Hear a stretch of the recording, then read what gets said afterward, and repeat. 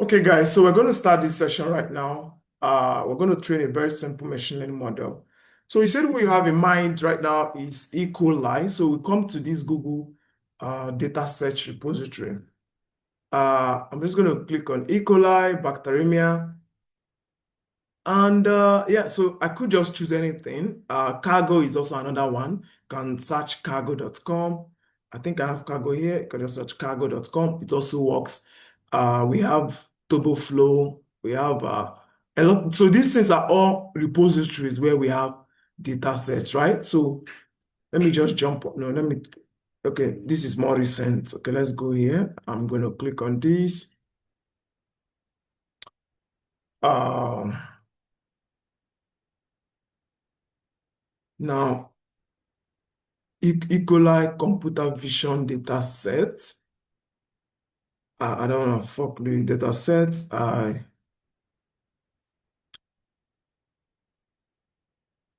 Okay, this is imaging data set. I don't want that. We are not doing computer vision. So let's just keep it at normal tabular precision because what I'm teaching you guys is tabular machine learning. We're not doing computer vision before our head is cut. And try, okay, remember CSV, that's what we need. Uh, this is what we need. Okay. Okay, download, and I'm going to download the data set. So this is how it's going to work, everybody's project. And I'm just going to kind of minimize here, and I'm going to drag this out. So I think I don't need this 4 hours video again. So this is it, NumPy, place in destination folder, okay? I think I can close this, but let me leave it open. Okay. Now, why did I drag this archive here? It's just to kind of visualize what's inside of this CSV. E. coli, blah, blah, blah, your project or blah, blah, blah, whatever.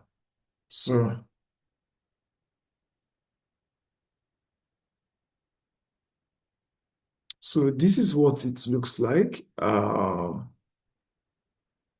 of, kind of having values of, we need to understand what this data is about. I want something that has some features that I can transcribe. We can still visualize it without we can visualize it with code, okay, but we could just want to know more about that data. And this is okay, sorry.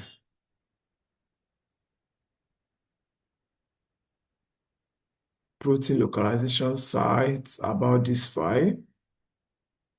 This is for what? Uh,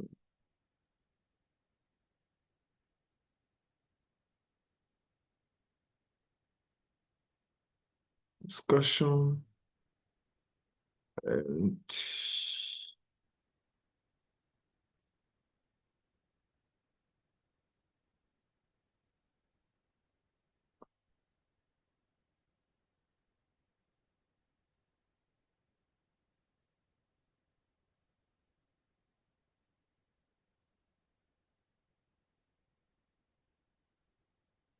okay, I'm trying to.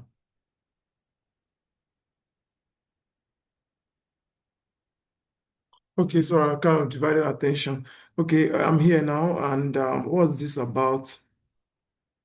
We're now getting more information about this data set, E. coli data set, and I don't want it to be an image. It looks like an imaging something because most of these things are kind of two-dimensional for, it's already normalized data, but this is not what we want. We don't want data sets for imaging. We want something for tabular, machine learning. So we could just equalize bacteria and data, growth stage, object detection. We don't object, no, this is not what we want. Uh, Maybe you guys can just send in your title so that you can start getting your databases, your data sets ready. And data from detection of sugar. E. coli, what will I say? E. coli resistance. Something like E. coli resistance prediction. Something like this. Um, I'm just gonna turn off it. Don't save and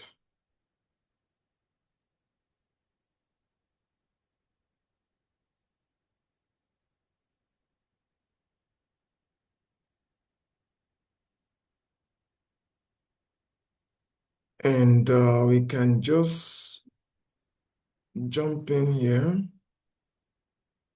Is this, I think we can close this. We don't need this place here too.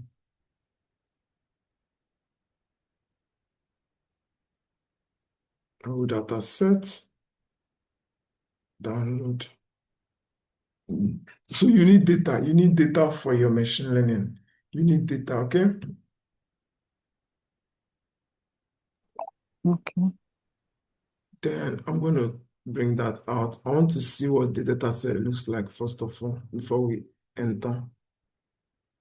So we might need our CSV data. We enter inside this folder. Okay, let's check.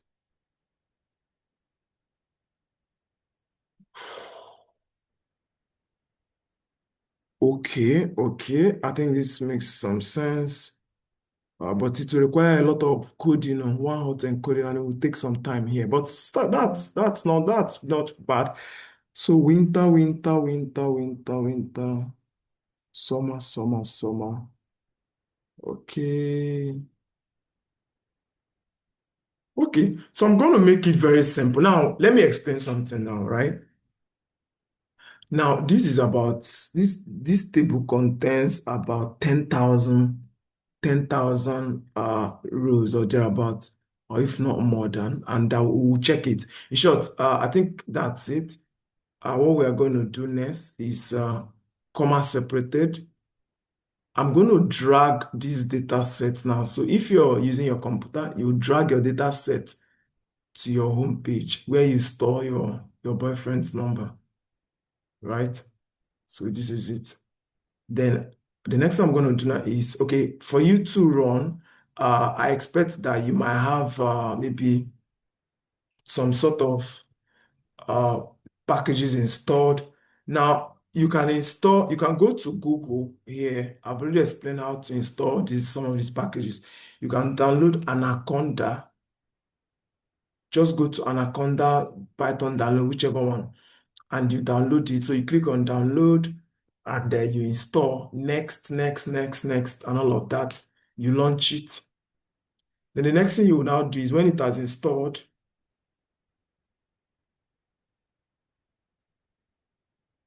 once it has installed, you come to your home page and you type Anaconda prompt.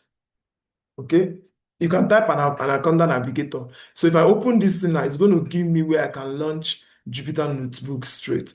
But if I want to go through the Anaconda prompt extension, then it's going to open a command line for me where I'm now going to write in. I've made a video on that. I also made a video on that, right? Then I'll maybe probably create a file path, which I'm going to create. I'll still create that here. Definitely create a file path in my program part here. So if I open this program part, you see that I have a lot of, hold on, I'm just going to go to machine and deep learning, and I'm still going to go to internal match. And you see, these are all the folders that I've created. I'm going to create one as well. So when you create a folder, so you're going to now put the path in your command line, then automatically it will launch Jupyter Notebook. That is one style. The second style is you go online here, right? And you type python.org. So once you go to python.org, you download Python and install. Okay? You can download whichever version to go. You just come here. Where is Python? This is it. So you look for the one that is compatible to your operating system. So here I'm running Windows. Could just click that. I'm interested in Python 3.13, so you click on it, get the latest version, so you click download, you download. So I'm not going to download it because I already have it installed here. So after downloading it, you install. It's simple. After installing, next, the installation is more like next, and all of that. Okay. So like I said, I'm not going to download that. Then when you're now done, you now come back online to VS Code. So you download VS Code. This is what I'm going to be using right now. Okay. So if you download VS Code, you once you go up to VS Code download, so you choose Windows. If you're using Mac, if you're using Linux, you choose whichever operating system. Then when you download, you install next, and that's it. Then this is it now. I've installed VS Code, so I'm going to come here. I'm going to send you this video so you can pause the video and watch and pay attention to what I said. So when you come to VS Code, which is what I've opened now, I'm going to commit this NumPy session now. I'm going to commit it to my Git, repository. Okay, so I'm going to commit it. So you guys are going to wait. I'm going to commit it quickly before I close it. Git init, git add dot, git commit, initial commit. Okay, so it has changed it. Now I will go to, okay, just a minute, a second, please. I'll go to Git. So I can create that repository where it's going. So automatically I've saved that file. What I did was to save the file. I just saved that particular project. Now I've saved it. So it means that I can decide to open it locally. But it's always advisable to commit, on a public repository here. This is like a social media public space where you can commit your. So this is ma 28 ml. Sorry, it's just threw me out of Git ml. So committed fresh NumPy course. Data sign. I don't know if I don't know why I can't spell. I can't spell it. Science.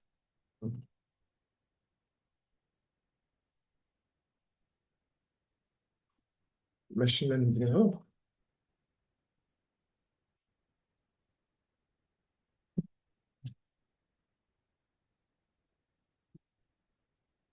Okay, so I think that I can just create this repository. If you want to add a markdown or a README file, can add on, but I don't think I need it. So someone is when you've not even started coding. We're just saving our file.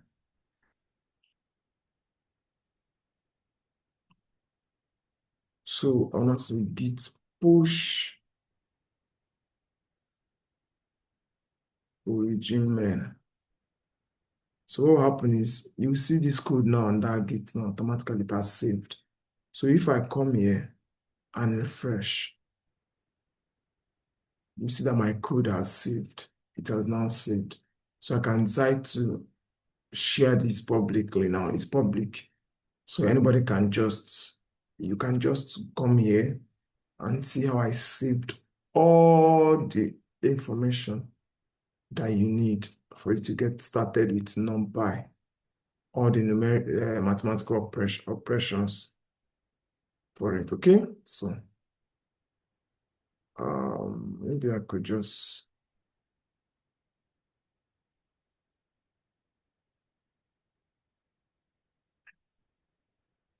why can I throw this thing in? Okay, maybe we can just open a folder here. So I'm going to create a folder. So this is going to be our end-to-end project today. I'm gonna call it Ma 27 ML. I don't know if there's already a folder saved away. So we'll save that. Okay. So you just create a folder. It's not something just done. So we can name it anything. So what am I going to name it? I'll name it pro E. coli, E. coli project.ipn.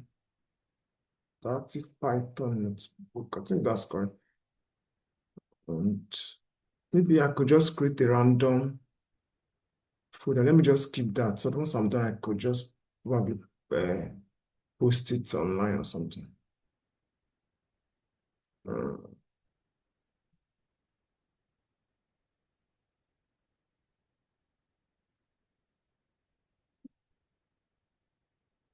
hmm.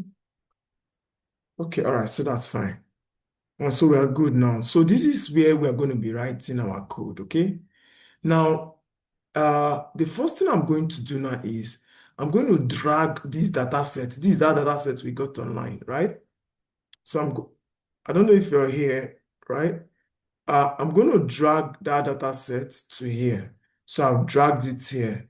So this is a data set. I want to do a machine learning model training. This is all everybody can do, right? So uh, now let me tell you something. I'm going to tell you something now. Mm. When it comes to machine learning, right? I explained to you in our first class that we have what we call features and targets. Now, I need to still understand what this data set looks like. I want to understand it in this particular part, in this particular place.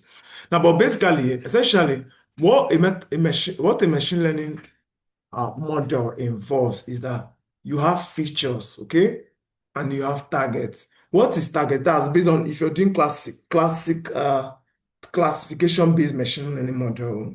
I just hope you know that. Okay, based on the normal classification-based machine learning model, you have what we call features and you have targets.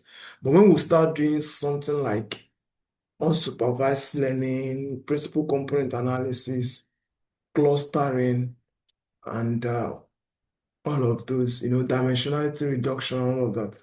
Those ones now requires that the machine itself unravels insights, or maybe reinforcement machine learning, where the model itself is the one predicting based on rewards. So think about it like you're watching Netflix. The reason why you're watching Netflix and you're you're not the one predicting the next movie. The reason why that time you're telling your friend the algorithm is suggesting or somebody has messed up your phone's algorithm is because of machine learning. Do you understand? It's machine learning that is causing that thing. That's how you're saying that your friend is messing up your algorithm because of what? The type of videos that you're watching. So it will now kind of understand pattern. That's what we call unsupervised learning based on patterns. But that's by the way. So I'm just going to kind of run this quickly now for us to understand how our project is definitely going to run. Now, the first thing we're going to do now is we're going to choose our canal. More like I'm going to just say we are doing a, an E. coli model prediction. So we want to develop a model. Now we can now package this model, send it to the hospital, and you can use it to predict E. coli. That is what it means. Stop thinking that there is something special in machine learning. The only thing special now is that maybe before you get married to your boyfriend, right? And he gets to the hospital or something or whatever, and maybe you guys are doing some kind of tests and all of that. So where these models come in now is that they give him a kind of uh how will I say a UI. Do you understand? More like let me just put it like an app. You ask him to download an application on his phone. He fills the form. And then based on what he enters, the model will now predict whether he's uh whatever or whatever. Okay, whether he has diabetes or not. Do you understand? So machine learning is just kind of a supportive decision-making process where instead of us to have doctors running tests and all of and all of that, right? Then there is kind of a supported uh, technology that would improve diagnosis and all, and make it quicker. So that's just what it's all about. It's not something scratchy or confusing. I think you just kind of scratch around the surface, and basically that is just it.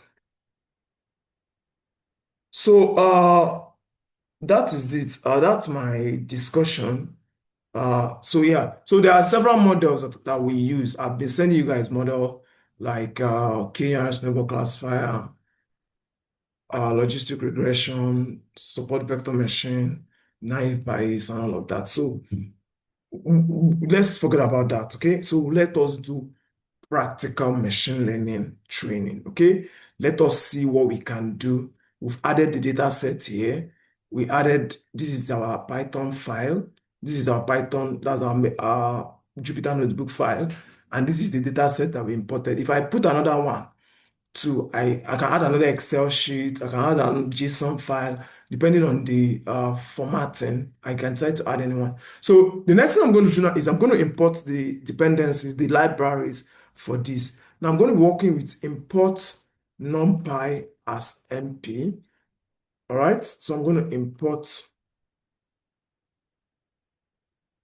pandas as PD. I'm going to import, I'm not going to, I might import matplotlib dot pyplot as PLT. Then from sklearn dot preprocessing,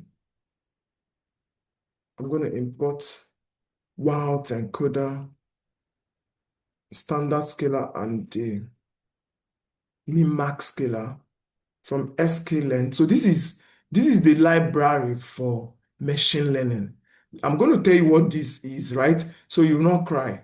So this stuff here now, import simple imputer from sklearn. I'm going to explain what each of them does. Dot, which other parameter do we need? Compose. I don't even know if I'll pass this into column transformer. Import column transformer. I just want to make it very simple. So some of the frameworks here, I might not use them because of it's grass. But if you want me to, I could still use them. Sklearn dot metrics. I think we might need something from sklearn dot model selection, import string test space. So if you want to do grid search for hyperparameter tuning, you can do that or another stuff. But I'll explain what we use all these things to do. Okay, and for metrics, so this is what we use to check how best our model is performing. We're gonna import accuracy score, then we import classification report. Then I'm also going to import, do I need record? Let me import precision, score, and confusion matrix, and maybe we might need recall score. ROC AUC, I'll plot that ROC curve. So all these things are the dependencies that we need. Now, what is NumPy used for? This is where I said I recorded a video of what this is all about. I will do this as well. I'll do this as well. Now, all of this, we've been doing it. That's what we've been doing, okay? Okay, we've not imported any model. So from sklearn dot, so we'll just do some small something, import logistic regression. So we'll do a classification. I will force it from that data set for a classification-based model. Now, what do we use NumPy to do? We use it to do what? Computing. We use it for computing and also arranging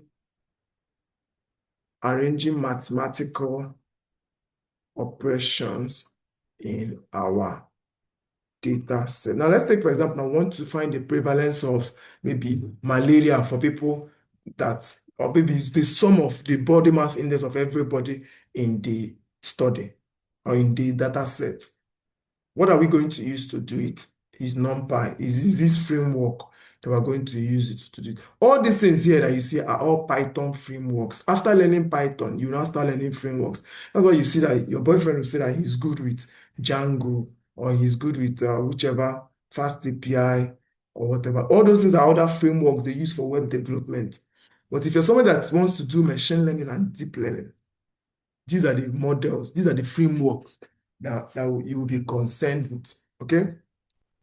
Although maybe when we might be deploying the model, we might want to learn how to handle the backend, microservices and all of that. But for now, this is just what you need, okay? If there is any need for prototype, we can look for Streamlit and any other database. So that's by the way. Now, what we did, we used to handle the data frame, okay, for loading tables. That's what we use this one to do. Okay, so PD, alias is PD, NP is what? NP is NumPy, that's numerical Python, PD means pandas. Now I can say import this thing as TF. I can add an alias here if I want. But the reason why we're not adding an alias in all these ones is because we might likely use them once. Do you understand now? Like we'll only use these methods once. Or maybe you can call them functions, anything you want to call them. Okay, we'll use them what once, but it's best to call them methods. We use this what methods once, and then, but these ones now we might be using them too much. PLT dot. So imagine I want to be typing matplotlib.py it all pandas, numpy everywhere. It's going to be crazy. Right, so don't worry. It's very simple. It's very simple and easy. It's not something difficult to understand. It's just so simple that you just need to pay attention and understand. Now that's fine. So we've imported our dependencies, and so the first thing we are going to do now is known. This is going to be the simplest model ever. So in the next 5, 10 minutes or 11, 12 or 13, I'm out of this. Okay. Now, okay, so since we've imported that, so we're going to say, first of all, the usual alias for data frame is df is equals to pd dot read CSV. Okay, so we'll have a CSV, but not a clipboard. Read. Okay, so inside of this now, you see that my data sets now here that I have E. coli counts, blah, blah, blah. So I'm going to that E. So see it here, it has already shown here, okay? So if I do DF, automatically it will show me that this same thing that I'm saying here in Excel, you see all of this here, right? So what we did now is that I loaded this in Jupyter Notebook. I just loaded this data frame here.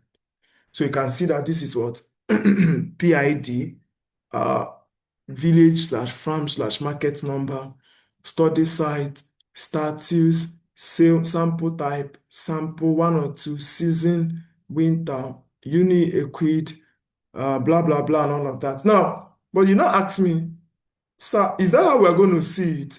This thing contains 1,208 rows by 25 columns. But let's confirm. You might be asking me, what if there are 25 days? How will I see those remaining column headings? Or how do I see? Is it that I cannot see all the data frame? You can view it as well.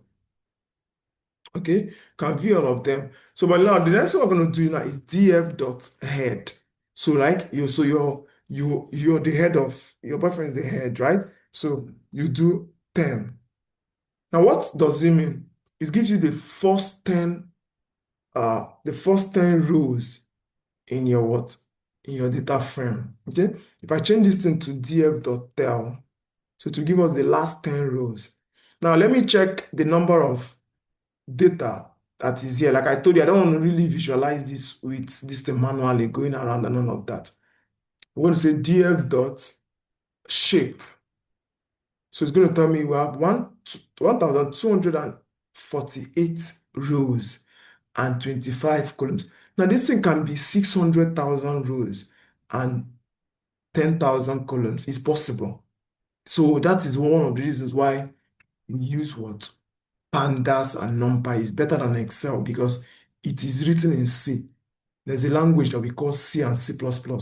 That's C was used in writing uh, NumPy, and no, and Pandas runs on top of NumPy. In short, most machine learning frameworks, like from scikit-learn, TensorFlow, and all of that, are running on top of NumPy. So what's one common question somebody might ask me? Oh, what's this? Nan, nan, nan. So what this nan, nan means is not a number, right? So let's say somebody doesn't fill anything in your data set, it's definitely going to say not a number. So if I do df.isNan, it's going to show me this. Let me pass it as a method. Now, what it does now is that it shows me the number of non-values that we have. So you see this pH here is not none. Let's be sure and check the first pH there. You see it, none. That's why it said true. So that's why it's true, true, true, true, true, true in pH. I seen it. True, false, false, false, true. Now, okay, that's the tail. Sorry, that's the tail. So if we check the head, head, you see that is, hold on, let me show you. See it, pH, none, false, false, false, false. Okay, because there are numbers there. So basically, this session is just kind of to show you how to get started with your data set. Already end-to-end project, you know how to download your data set, right? So, but how do I know the total number of null counts here? I'll do .isNow, that's isNow dot sum. And then it's going to now tell me, okay, based on these columns. Now remember, to show the columns, let me show you the columns because all these are column names. You might ask me, how again can I view the columns? You can do df.columns. Okay? And these are the columns here. Okay? PID, village, farm, blah, blah, blah, study site, status, sample, and all of that, down to GIS long. And now, if I do this now, what it does now is that it sums up all the missing numbers inside of this data frame. That's why we have df.isNow.sum. Okay? Now, the next thing I'm going to do right now is I'm going to now say, okay, df.head again. I want to see dot head. Let me say 3. Okay? So it's here. I don't want to really scroll up. That's why I did this. And what can we do now? For us to perform our machine learning, what is one thing I did tell you? Remember, all these things are so simple. It can be that we want to predict status of E. coli, right? Now let me check, or let me see if I can. Now this serial number here, now I don't need it. It doesn't have any impact on my data. It's just like how you have a data set and you have a part, there's a serial number 1, 2, 3, or you have patient number. All those things are relevant. So let me just do df.drop columns equals to. Now I'm going to drop let me do df.columns dot to string. Okay. To list.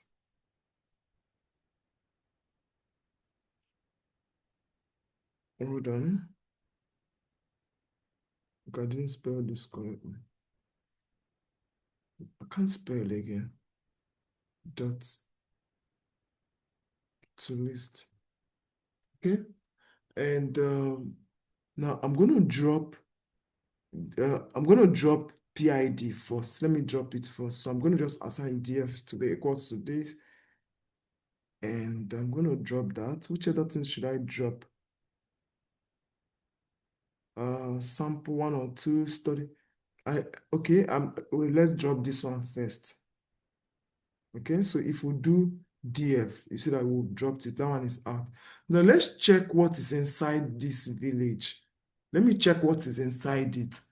Okay, I'm going to do df of that column dot unique. Let me see what is inside it.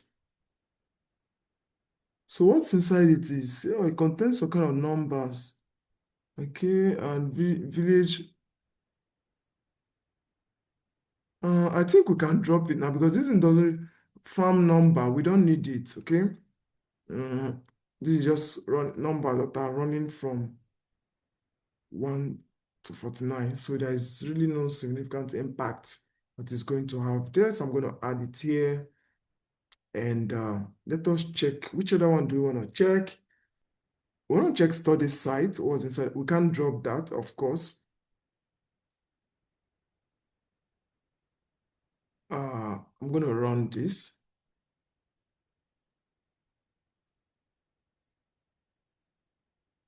What's the issue? Yeah, I do not find an axis. Okay, it already dropped. Let me restart it again. That stuff, because I added it, it's now run. So, but if I restart this kernel, it runs line by line and then run all. I think that's going to be fine. It's going to disappear. I expect it to. Of course, it does. So it's running line by line. So I've already dropped it again. When I now run that thing again, it's not telling me that PID was not found because it has been removed. You can see you can't find village number again. But let me see what study site is, okay? It's saying rural household. Okay, that's fine. We need that. Then sample type. Okay, I'm just, wait.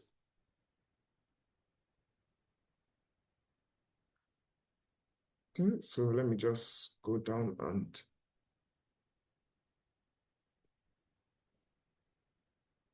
so what we're doing here is basically data handling.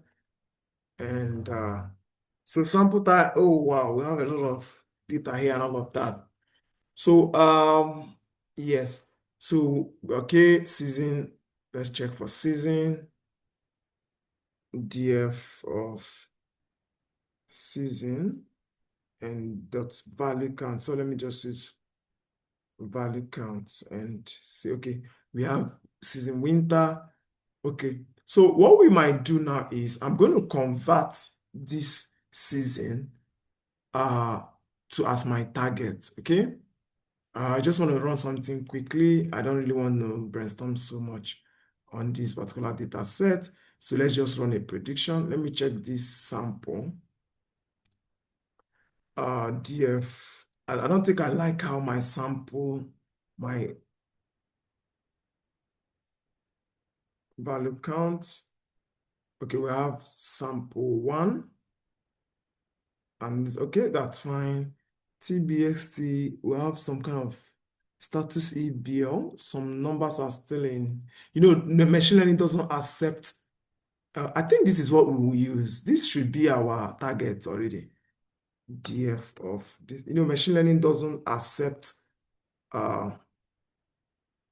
it doesn't accept, letters. Oh, perfect. So status of E. coli. So this is what we are predicting with, okay? So every other thing is our features. So now look at what we are going to do now. I'm going to run a quick prediction right now, like I promised, okay? I don't want to really waste so much time. Then we can now scratch around the surface. So we are saying we are doing so I'm going to give it a topic. Let me just give a topic to this thing that we're working on now, okay?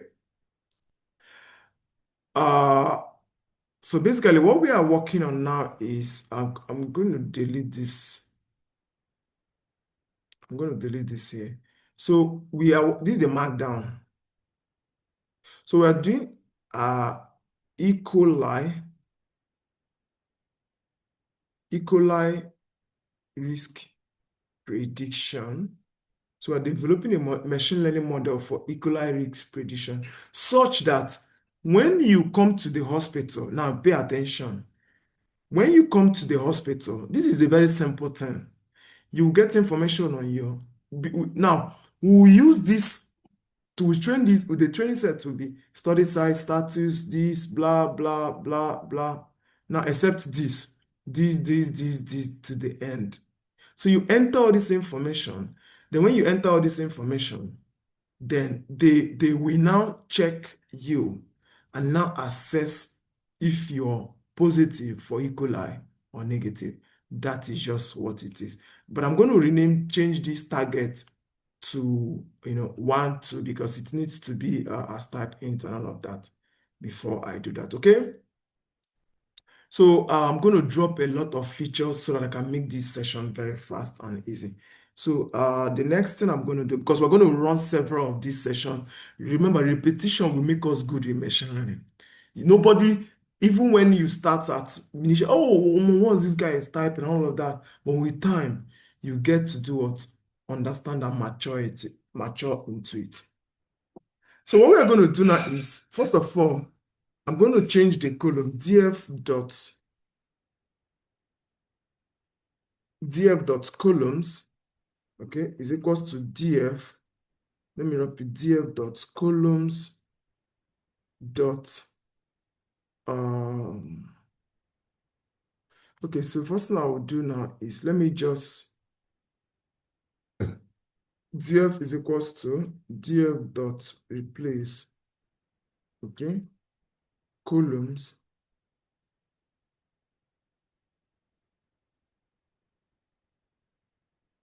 So let me replace the column names, okay, so that the names will be finer because it's looking somehow.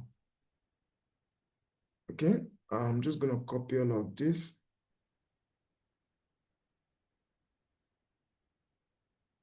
I'm gonna paste it here.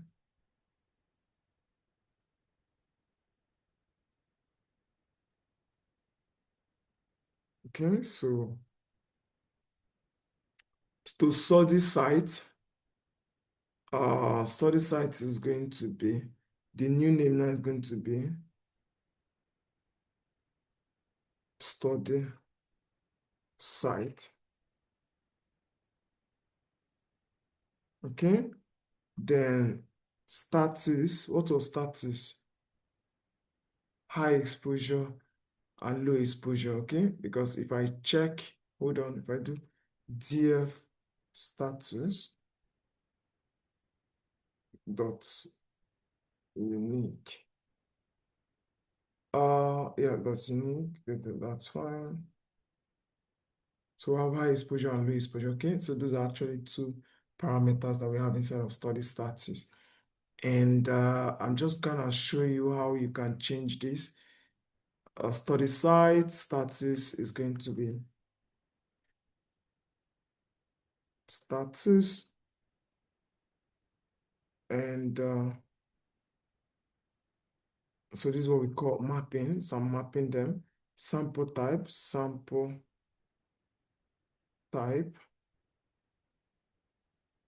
and sample 1 or 2. We'll call sample 1, 2.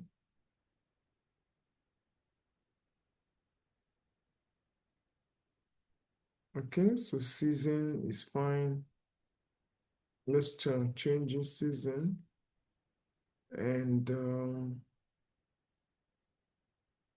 this is going to be unique ID. Okay, and I'm going to call this target. I'm going to call this count tbx. I think status tbx is basically, okay, no, just to be sure, kind of EBSL, okay, status ESBL, whatever. So this is what our target is going to be. And so I'm going to rename this one as well to status TBX. Okay, and then the next one I'm going to rename it. What's the issue here? Okay, there's no comma here, that's why. And then I'm going to change this to we say count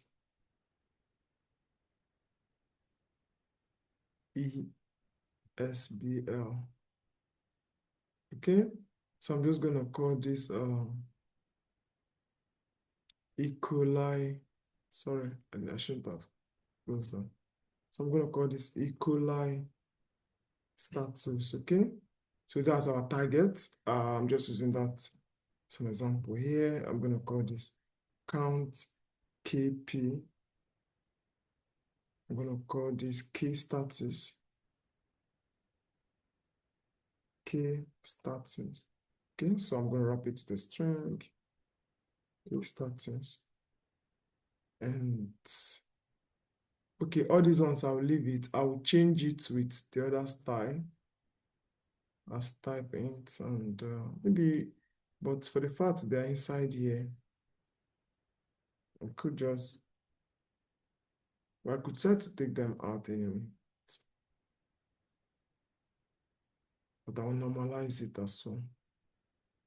So pH, most of these I'm going to drop them. And conductivity.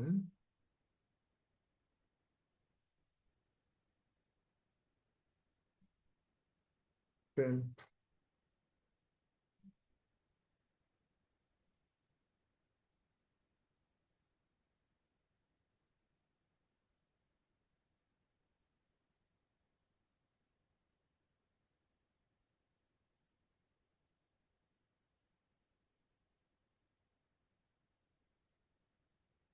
So there are a lot of code, and this is what you have to expect, okay?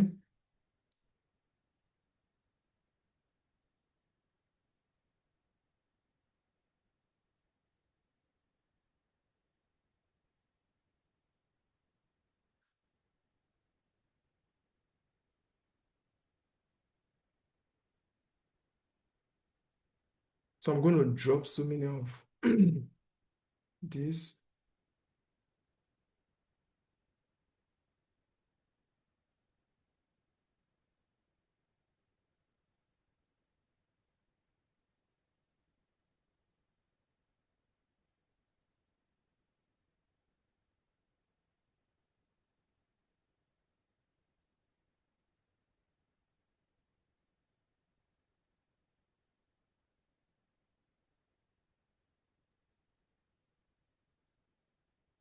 Okay.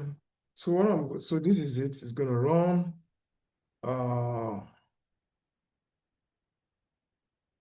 Columns, okay.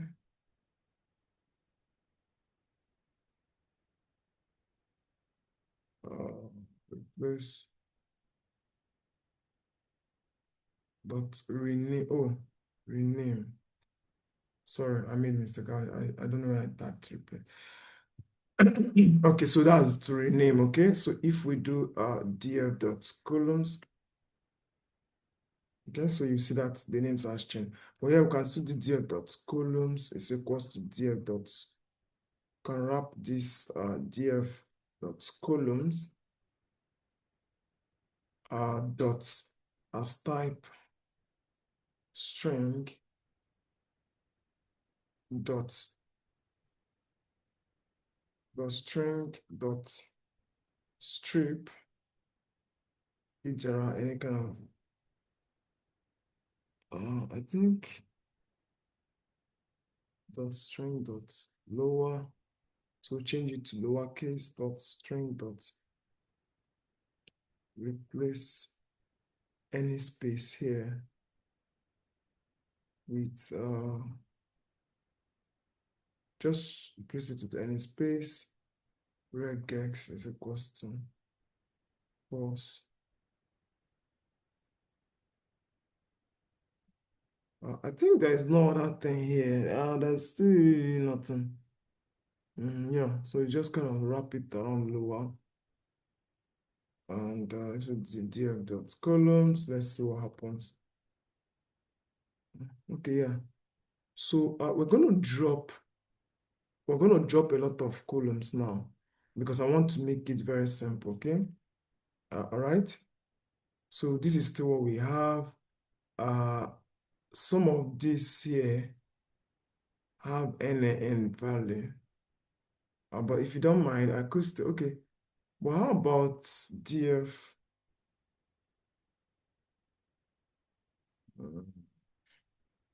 Now, but we have some kind of like study site status and all of that.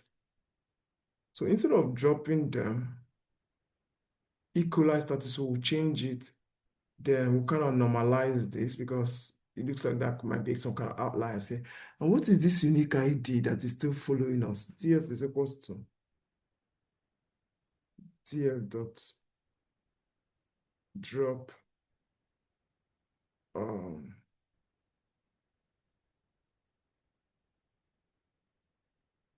unique ID. Okay, axis equals to 1. Okay, df. So unique ID is gone. So this is what we call cleaning of your data, okay? Now we can now check, is there duplicate? You say df dot is duplicate. Df dot duplicated. We'll say, okay, sample is equals to, I'm just gonna assign this to a variable. There's a print sample. Now it's gonna, wait, hold on, dot sum 64. So it means that there are duplicates here. What do we mean by duplicate? There are some numbers that were added, like let's say there are some rows that repeated itself, they are repeating itself. So what we'll do now to remove it, we'll say remove duplicates. I'm gonna do df dot drop duplicate. Okay, automatically you see it has reduced. It is now what? TF. So if we want to change drop, if there are columns duplicate, we can just transpose. Okay, we can just transpose it, turn it upside down and drop. But I think that might be kind of complex for the sake of this video. I'm trying to keep it as simple as possible. I might use a column transformer, but I won't perform tuning. So this is our target, right? Remember, the whole idea of a machine learning model is that we want to predict, right? Targets, season, summer, and this. What we might do now is we can handle all this information here. Like we're having uppercase here. Look at this one now, we have uppercase. And here we have, there are still other columns which we are not seeing. And what we can do now is we'll do df.data type.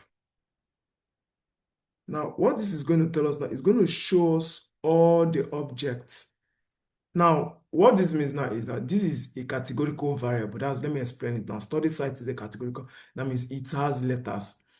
Status is a categorical variable. Sample type is a categorical variable. Integer, sample is a number. Season is an object. It's a categorical. This is int. Anything int 64 is a number, and float as well. So we have case status and all of this, okay? So we say categorical calls, okay, is equals to, let me have df dot columns again, so I can pick them up there. So study sites and all of this, I'm just going to copy that. Let me wrap them in a list, okay? And which other object do you have? What sample type? It's an object. Which other object do you have? Season. Okay, so that we can handle all these things together. We have status TBT, whatever nonsense this is.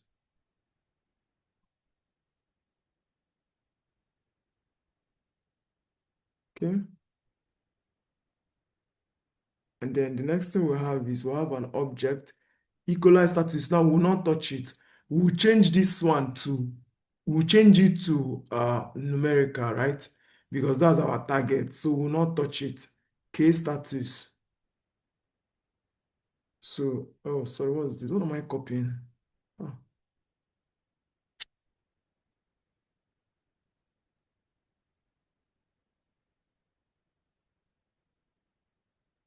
So I'm going to copy statistic. Okay, see what I'm supposed to copy, sir. What's wrong with me? And which other one are we looking at there? Case status, right? Oh no, we don't need that. No, I think I just copied that here. And they're going to end up dropping so much because let's jump to tune our model. So we have pipeline stored, okay? So this time we're going to use a loop. Let me just use a loop to this one for, so I'm going to say for calls and categorical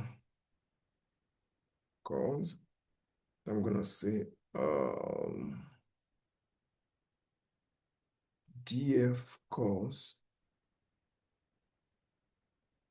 is equals to df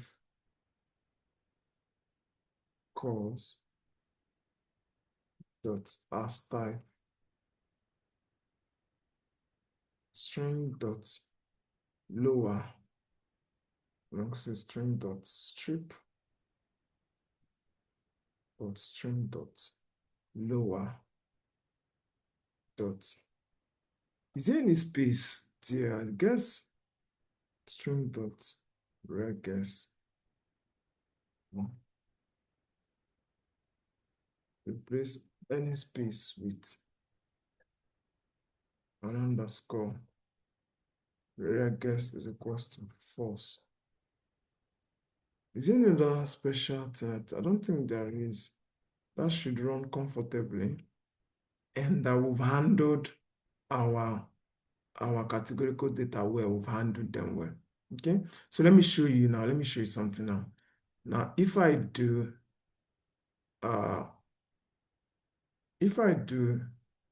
df category, maybe if I do df, it's just if I just do df, you find out that some of these now, you see, they now have underscored here, all of them. There is a need to clip outliers. We might want to clip them, but that means we need to start going into details, but we don't really need that actually. So equalize status is our target. So what we'll do now is we'll say df of, so we need to convert it to 1 and 0, okay? Dear equalize status is going to be equals to df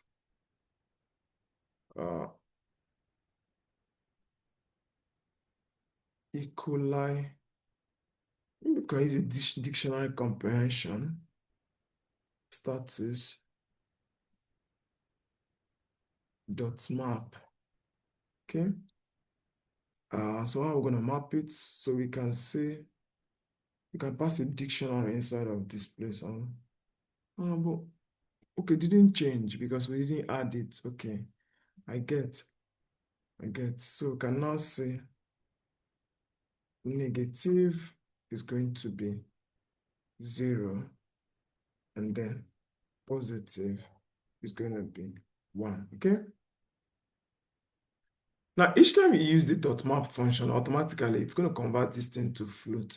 So we'll have to now do some kind of mathematics. So I'll say df equalize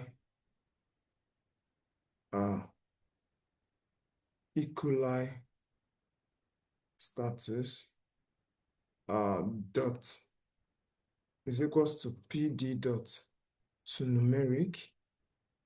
So add df of equalize status and course errors equals to, we could just use course. Now what this thing is going to do now is that it's going to change all the all the missing numbers into none, okay? Not a number, that's what none means. None means not a number, okay? Okay, all right. So can I say D? So what we can do now is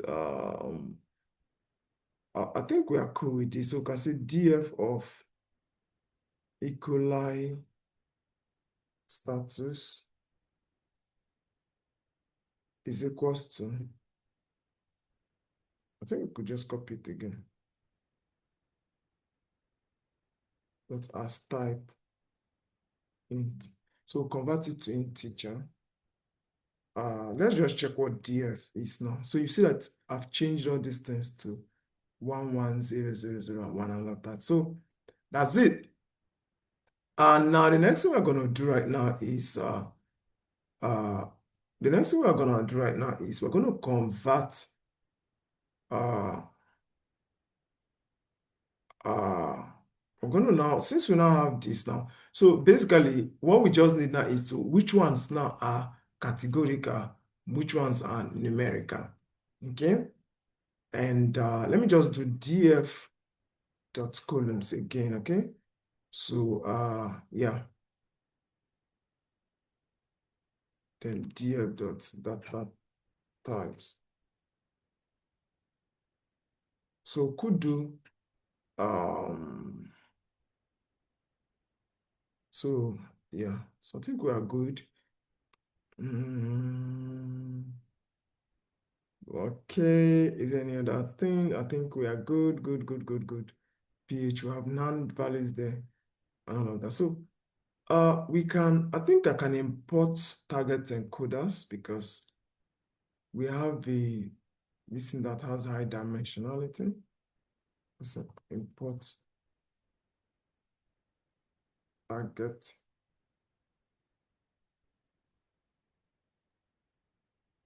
No, let me just import category as C.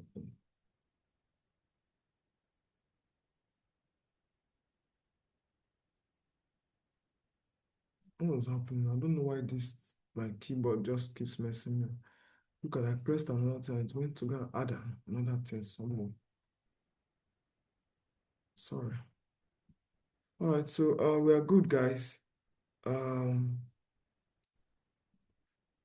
the next thing we're going to do right now is since we already have this now, so we're going to now map out our, we're going to now map out our, maybe you guys might want me to do some visualization. Okay, let me just do some visualization since I have matplotlib. So let us visualize the distribution of maybe E. coli status, more like saying people that have positive and negative. So we could say df of E. coli status dot maybe we could just do a line plot, right? Maybe a bar plot dot plot and kind is equals to bar. I don't think there's any other thing. Maybe we could say dot value count.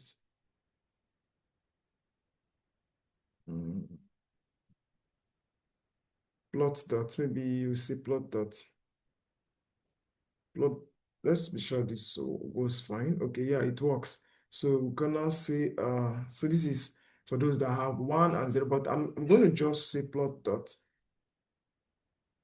title say bar chart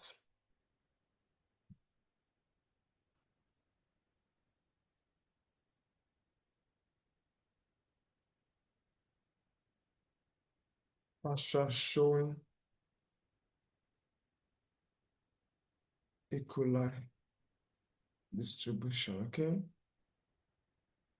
and then I'm going to say plot dot x label. I'm going to now say plot dot x label is E. coli status.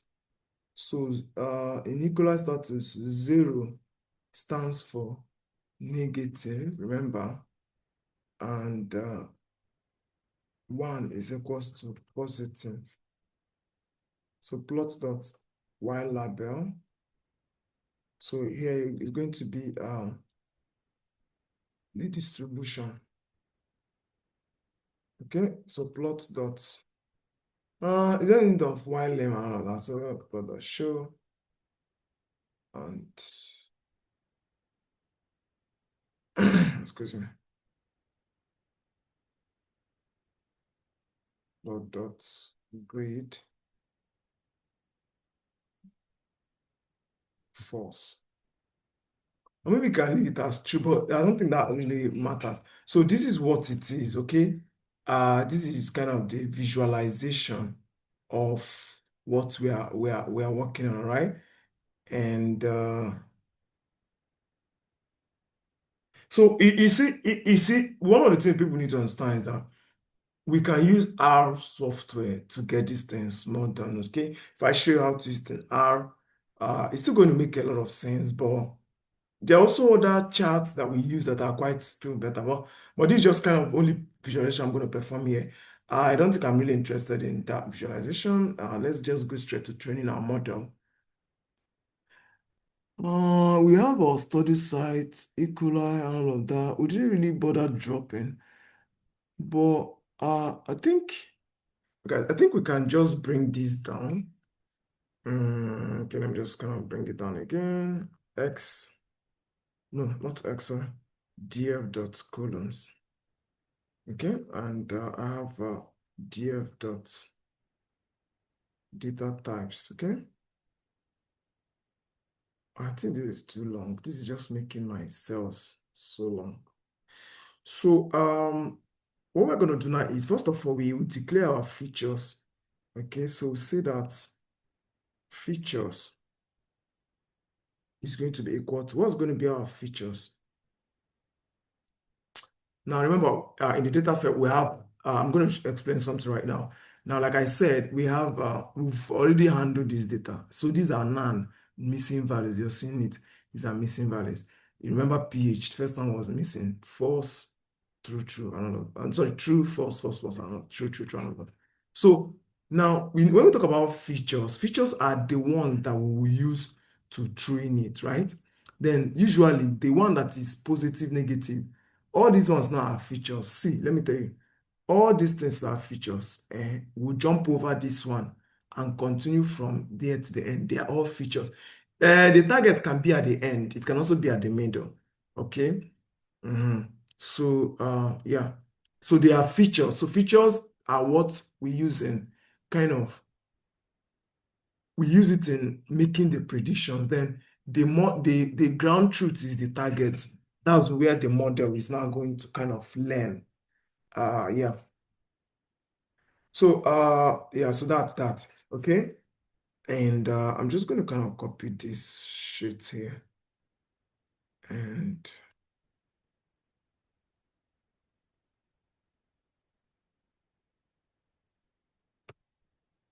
I think I can just paste this stuff here. You know that my equal status will not be part of it, so I can just kind of cut it out, okay? And just to be sure all these things are working well, I can just try and stretch it here so that there won't be any confusion. But I think that works fine. Okay. So this is my list. Sorry. Okay, I didn't want to have any kind of confusion. So this is my features, okay? And the X is going to be equals to df of features, okay? While my Y is equals to df of equalized status. So this is my target, this is the Y, okay? If you remember, I did explain this. And we can run this, no issues. And yeah. So now we are going to now let me just copy this thing now, right? These are our categorical columns that I perform some kind of operation in. And I'm going to just kind of drag it down.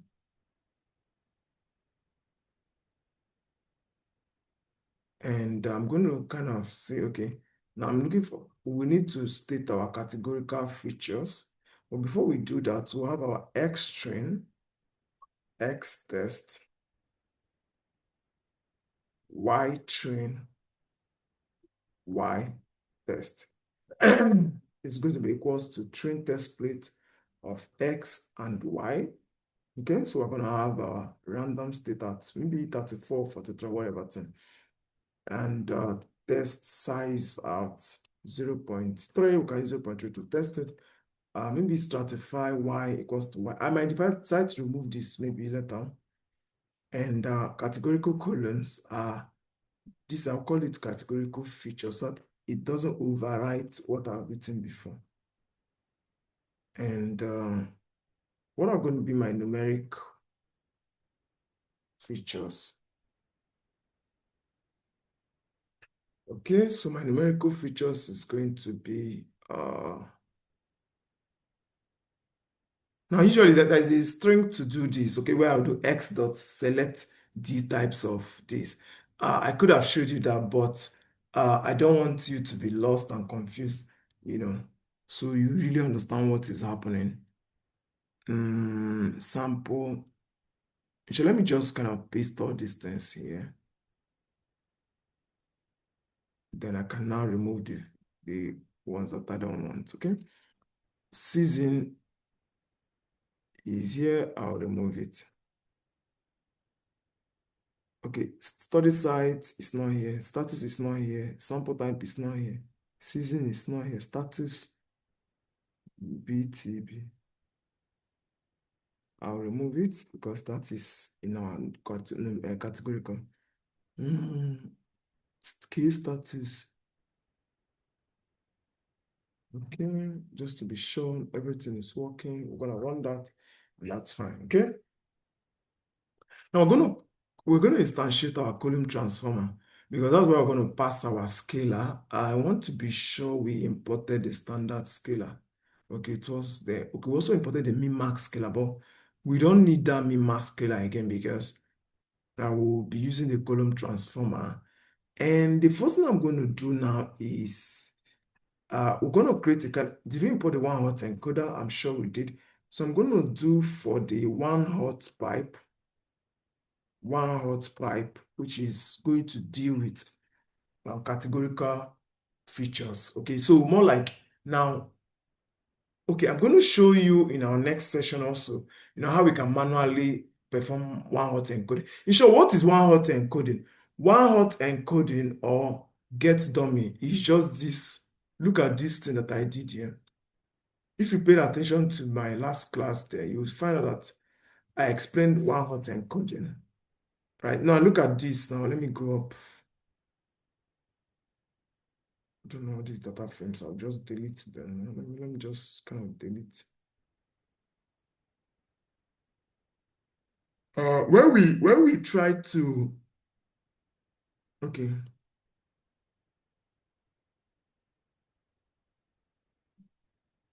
okay, yeah. Now this is what we call encoding, okay, manual encoding. So this manual encoding, where we assign, if we have like three parameters here, let's say we have negative, positive, negative, negative, all of that, to be 0, 1, 2, 3. All right. So that same thing is going to happen here because the dimensionality here is high. And I think it's sample type that has a very high dimensionality, which I might use to pass inside the categorical encoder. So say maybe df of sample type. Let me say dot value counts. Let me know what is it. Oh my goodness. So I'm going to pass that into, because if you use a one-hot encoder, it's going to be working though, but the only thing there is that you're going to have so many columns. So what was that again? Sample 1, 2, 3, right? Sample type. So it has a very high cardinality. So we can say maybe high cardinal features. Okay, I'm just going to wrap it in a list on its own. Okay, so okay, so everything is working. It's fine. If I what is this? I'm mistakenly how did it come out? Okay, so what I'm going to do now is one hot pipe is going to be pipeline. So I'm going to call the pipeline. I want to be sure this thing is running because sometimes my kernel seems to crash.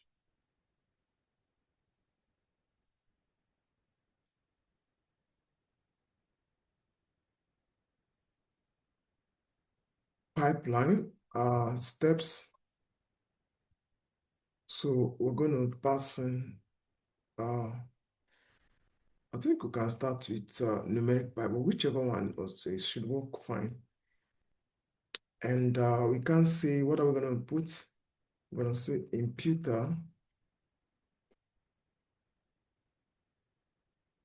simple imputer, where we're going to say the strategy is going to be most frequent. And I think, okay, then we're going to have another one here. I'm going to call it 1 hot. So I'm going to pass the 1 hot encoder. I'm going to ask the handle unknown, ignore. Okay, so that's for the 1 hot pipe.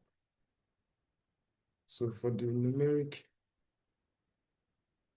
pipe, we're going to have pipeline, and I'm going to pass the steps. So this is one of the steps for your pipeline. And you're going to have the imputer, simple imputer. You're going to pass the strategy as median. Okay, so we can use the median value to handle all the none. So what this median means that is that let me tell you what this means now. If there are any n values in this study site, it's going to use the most frequently. Simple imputer is what happens in the pipeline, right? It use the most frequent. So more like the mode. So you can't use median for a categorical variable because it doesn't really have any numerical estimates, right? But we can use the most frequent. Let's say we have village, toilet, and toilet is more frequent. It will use it to clean up all the missing values. But here, for simple imputer here, for this numeric pipeline, we're going to use the median value to replace all those missing values that we have inside of this Excel sheet here, okay? All right, so that's how it works. Then I'm going to put another comma. Then we're going to pass our scalar, and I'm going to use a standard scalar.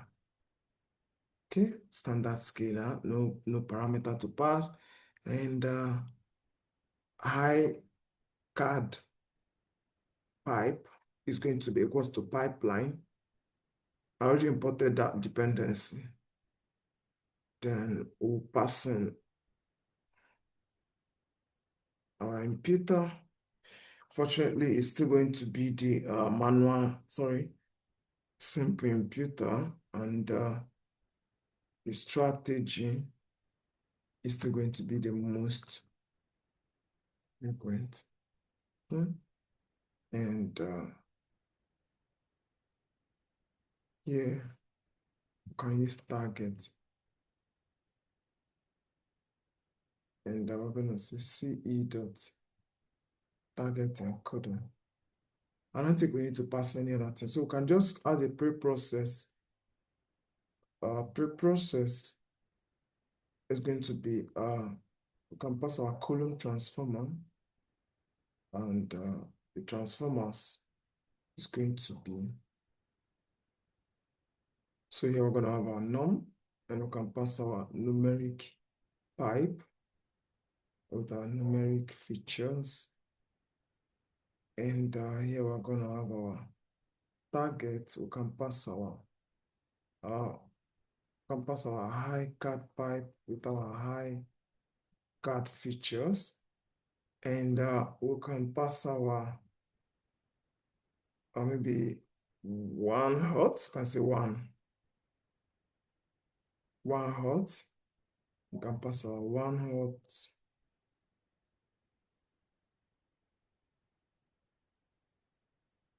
One hot pipe, and also our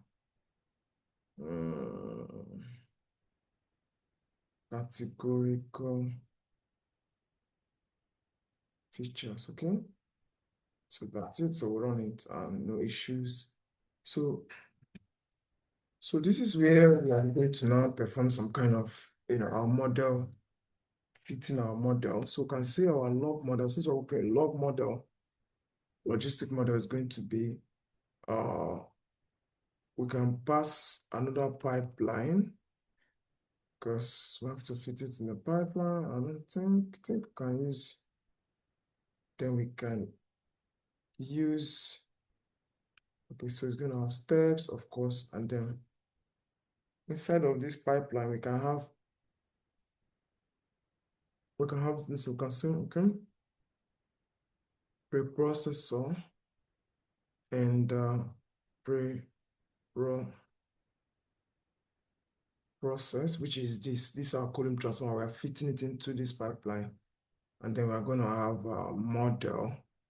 I'm going to have logistic regression model. We can set the max iteration at 1,000. Maybe you can set it at 500 max iter. Max iter, I can set it at maybe 500. Let me just set it at 1,000. So let's see how best our model is going to perform. I will not be doing any hyperparameter tuning because there is no time for that. But so we can, since we have this, the next thing we're going to do right now is, so we are going to fit our model, okay? So we could say log model dot fit. So fit it with X string, Y string.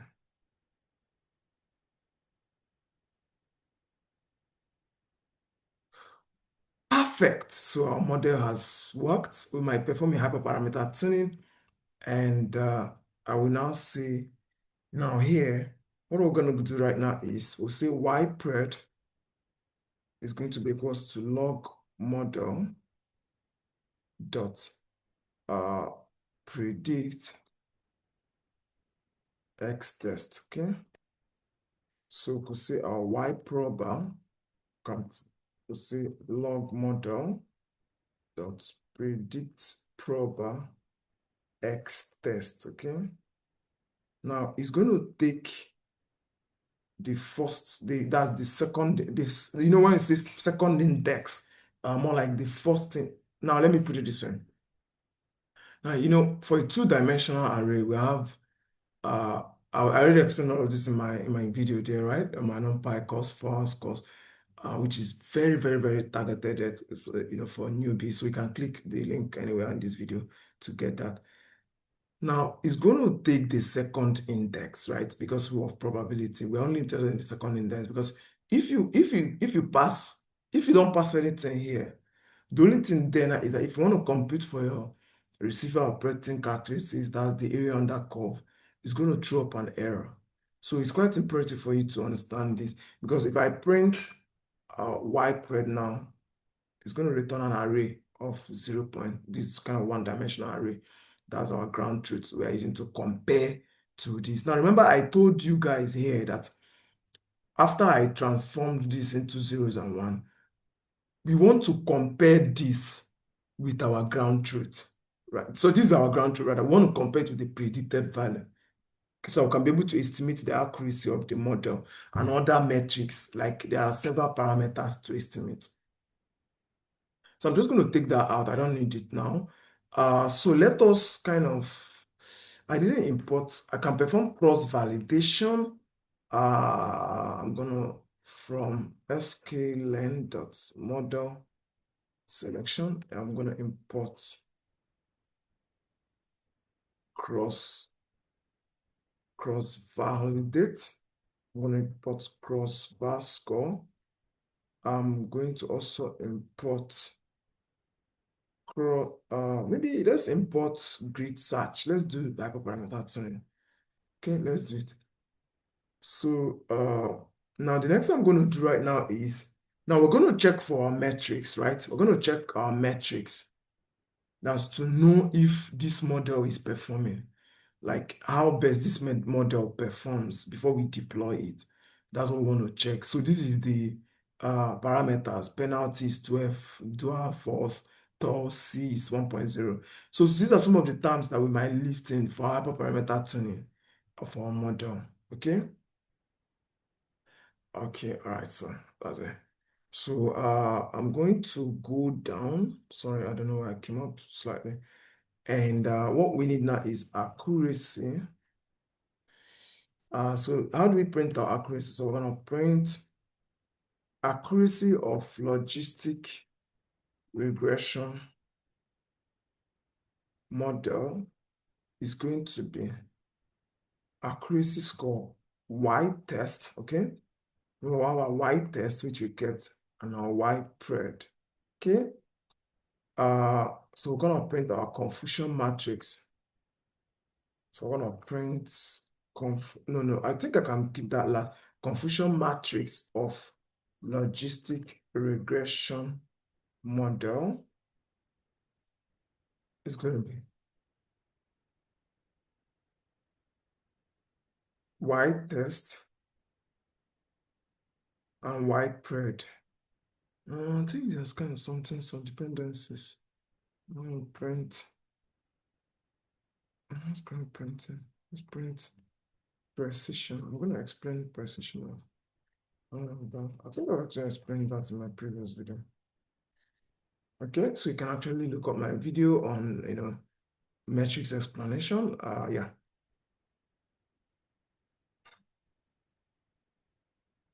Y test and Y pred, okay? So this is the precision of your model. Now, oh, I didn't import F1 score. Oh, sorry, from sklearn. I'm implementing from socket. Import F1 score. I think that's it. So I have to run that dependency so it can be able to run. Recall score, print recall score of logistic regression model. Recall score of Y test and Y pred. F1 score. So these are the metrics that you need to judge your model. In neural networks, we might use accuracy. We calculate for the loss, using binary cross entropy loss. And yeah, basically we can just tune some densely and all of that, but we don't really need all of those here. F1 score of the logistic regression model. Yeah, more binary cross entropy loss now.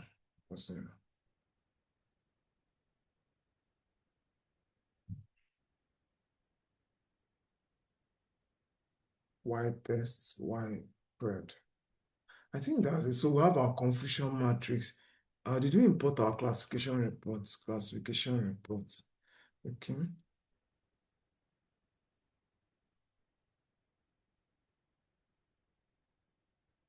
So we can print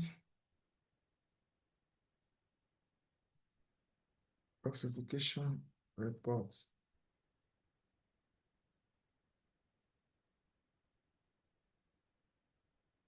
So we can just put this thing in a new line because I wouldn't want it to.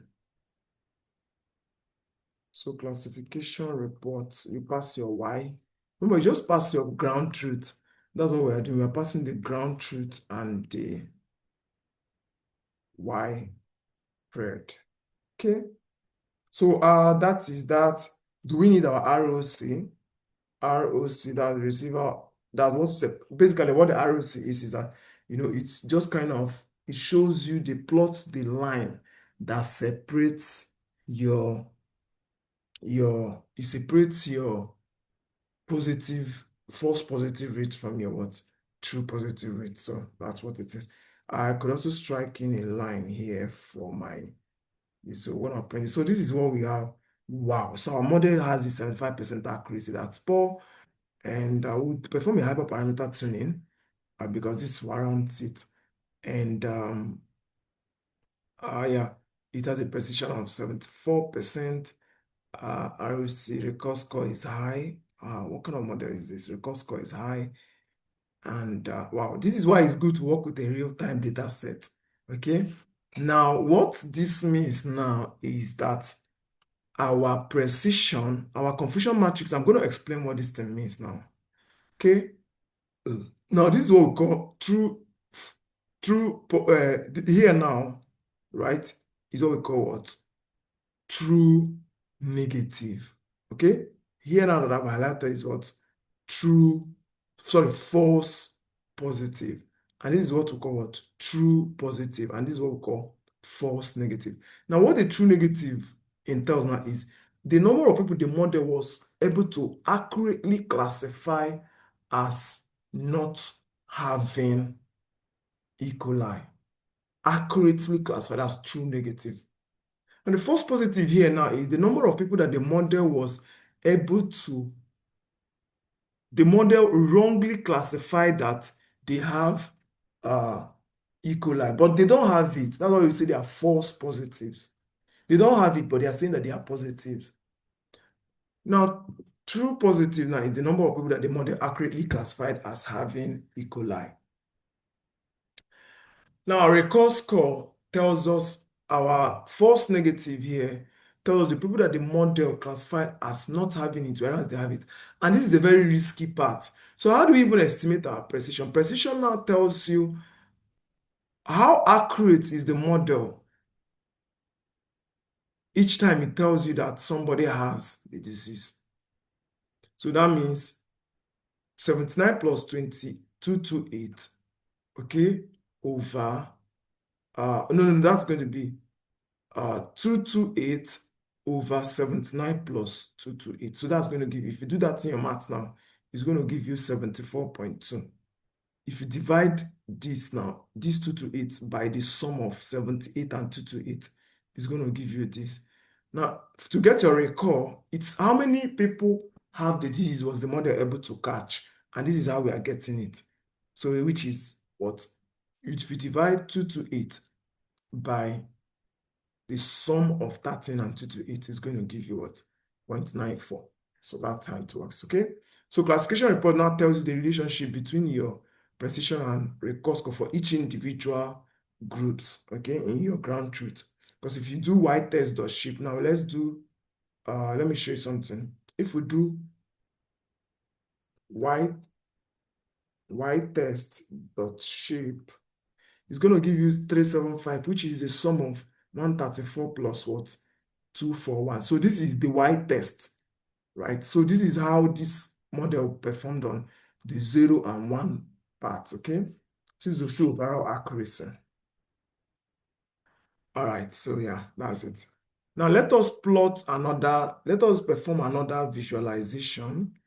I'm going to perform another visualization. So we're going to plot our ROC AUC, okay? And to do that, what we are going to do now is, I'm sure we imported ROC as a ROC curve as a dependency. So we're going to say FPR, TPR, underscore, or you can call this threshold, okay, is equals to ROC curve.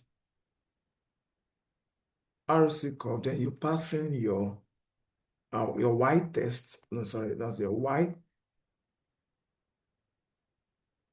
I don't know why I don't spell well. You pass in your y test and your y probe. Okay, so this is going to return an array. This is going to return also another one-dimensional array and all of that. So you can just decide to just print them. Okay, if you want to print FPR, it's going to return a list. Okay, so this is kind of a list of false negatives. If you change this to TPR, also go, sorry, what am I typing? TPR. Okay, and if you change it to threshold as well. Okay, so but we're interested in this first one. Yeah. So I'm just going to kind of print it so that somebody will see it. Okay, somebody who's gonna see it. Now to plot that, we're going to do plot.figure. So we're going to pass in fig size and we're going to pass it inside of 6, 7. So this is like kind of the type of chart we want to have, okay? And I'm going to just say plot.plot, and I'm going to pass in FPR, TPR, then I'm going to have a label,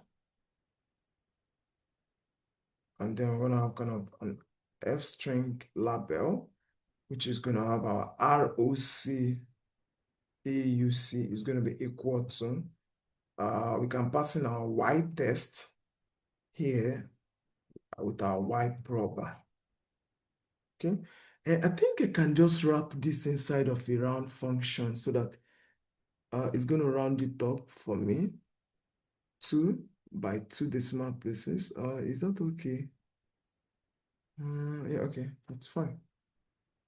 And so yeah, I think this is fine. You can still add another comma, but it's still okay. Plot dot plot could just add the 0, 1 and 0, 1. Let me have a line style.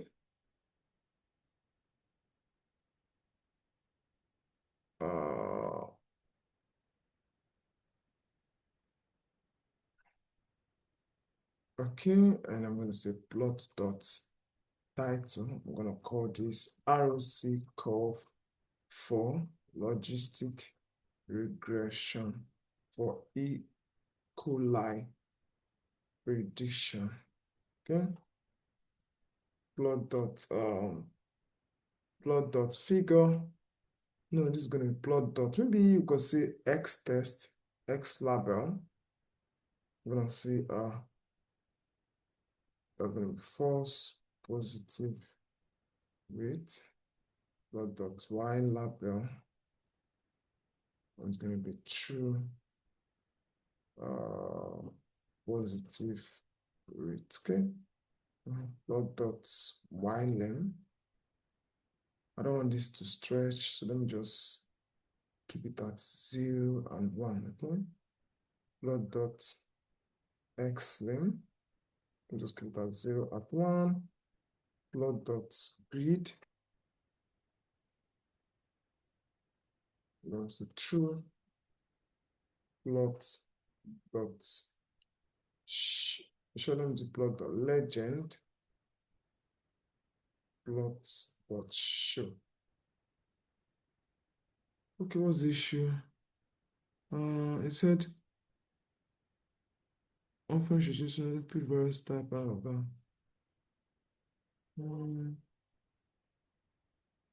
What is the issue? This line style.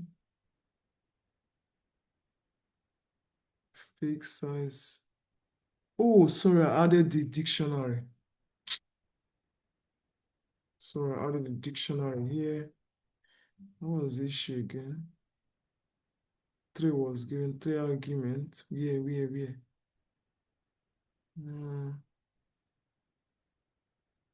Label is equal to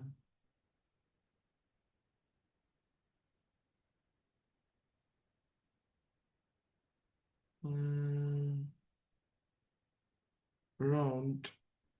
Oh, I made a mistake here. I should have added ROC AUC score and I think that should work now. Y prober is not defined. Y prober 2, okay, sorry, I mistakenly spelled. And that's it. So yeah. Okay, so also debugging is part of it as well. So whenever you're writing, you need to make sure you observe and all that. So this is the line style. So this is telling us how this truth positive rate, kind of separates from the false positive and all that. So you can see that it's kind of going up and 0.8. So it shows that our model performs well in terms of the ROC. But let us tune our hyperparameters and then see if there is maybe any kind of insightful stuff we can actually get out of there. But before we do that, let's do some kind of cross validation. So I'm going to do some CV scores. It's going to be CV. But before that, cross val score.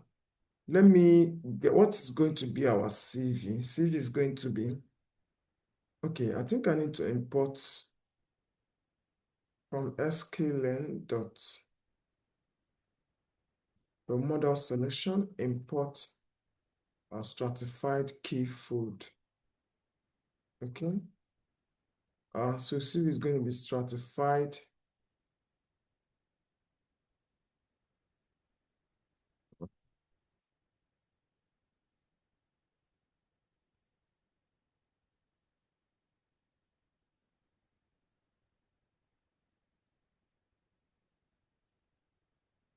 And split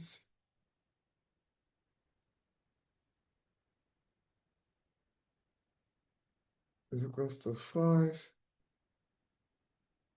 Shuffle is equals to true. And random state is equals to the 34.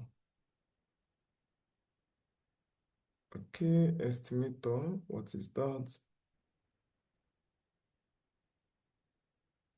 Okay, I'm not done now. Why is this thing throwing up an error? I'm not even done. Okay, so cross-val score. So we're going to pass in our log model. Then CV is going to be equals to CV. And we're going to have scoring as accuracy. I think that's fine. So let's print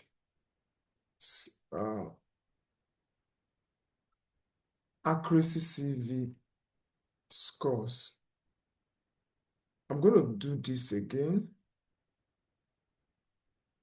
I'm going to call this ACK CV scores.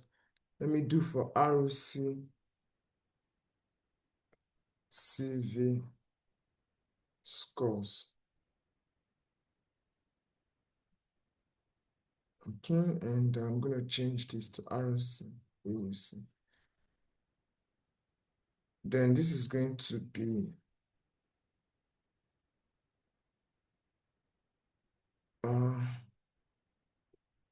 okay, then I'm going to also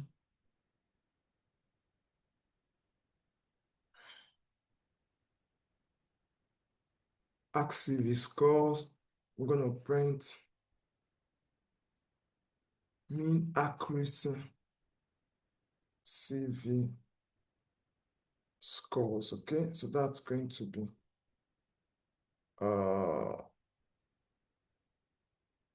I'm going to use the accuracy CV scores dot mean. Okay, let's see what's okay. Oh, there's an error. I think we're supposed to have XY, another comma. So that should work now. Missing argument X. Okay, we should have it X, Y. That should be fine. Okay, beautiful. So it still gives us 7.5, same region that we had. Let's check our ROC. So I'm going to say ROC CV scores and kind of just mean ROC CV scores. Okay.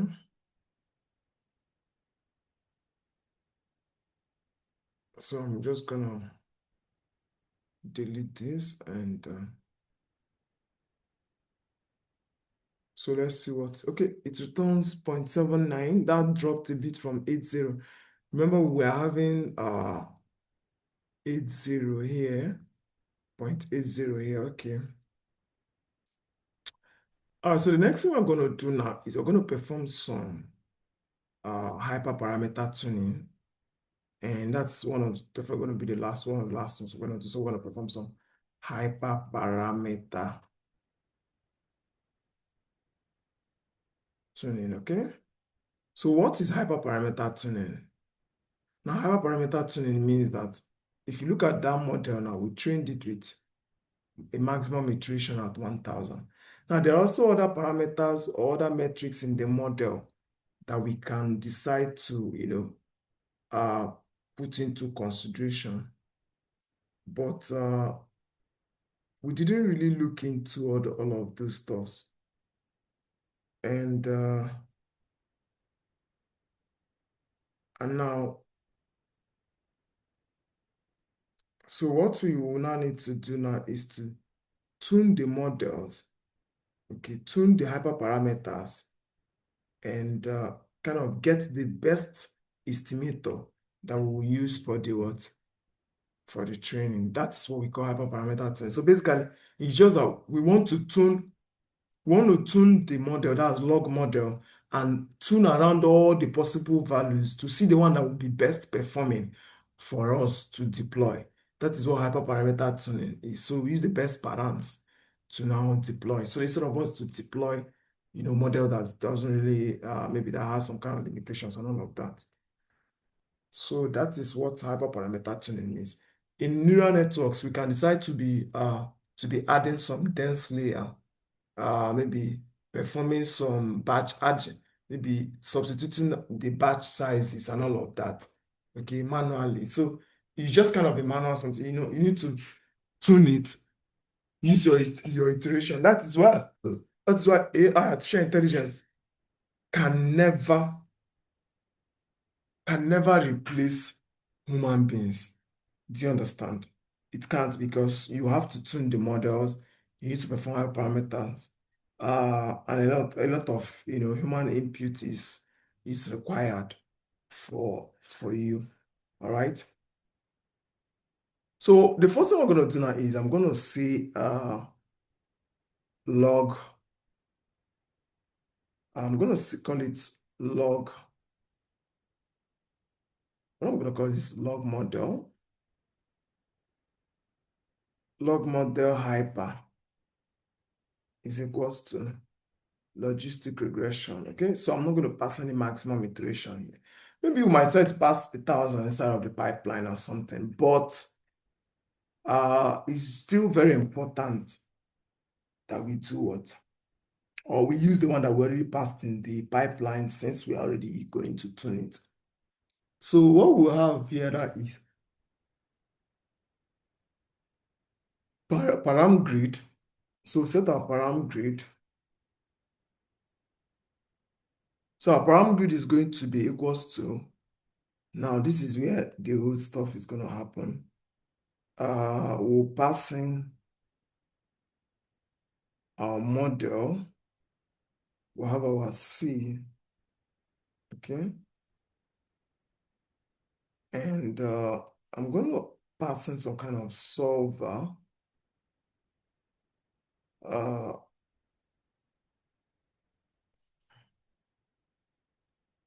okay. So also passing some kind of norm. Now, it's just basically for us to tune the parameters.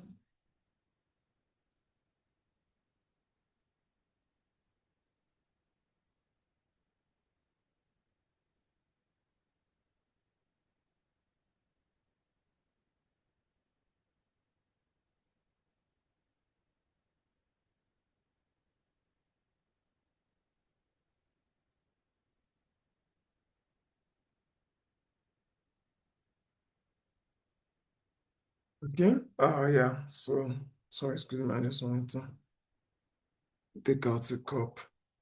So we have our param grid, right?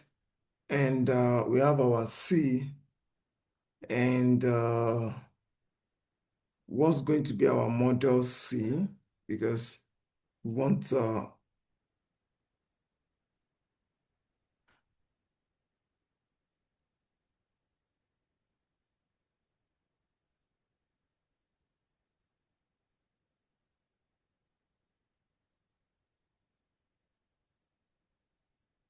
okay, so I'm just going to pass in 0.01, and 0.1, I'm going to pass in 1, and 10. Okay. And then the next thing I'm going to pass in here is I'm going to pass in model solver, and So I'm going to also pass in another list, and this is going to be LBFGS. Okay, yes, LBFGS, and I'm just going to check out if there's any other thing that we want to tune. Uh, if we want to kind of pass in grid, maybe our model hyper 1000, but I think it's still best for us to pass it through that pipeline. I would really advise that steps, and then we'll put, they're gonna say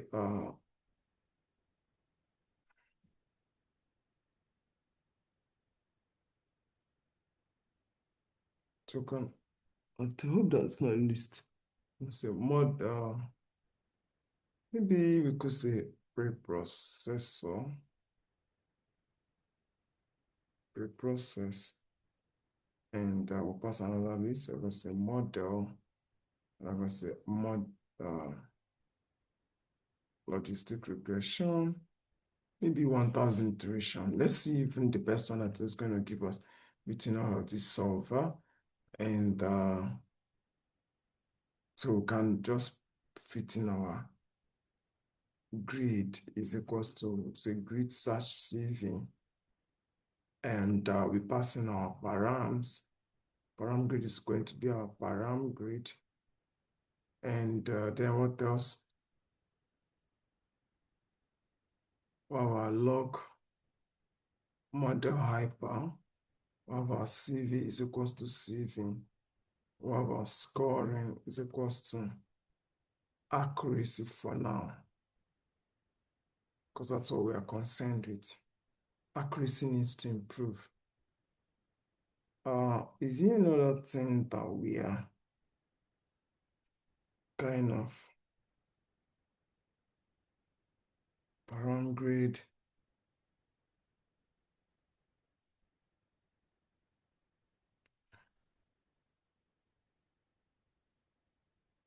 I don't know why that bracket is.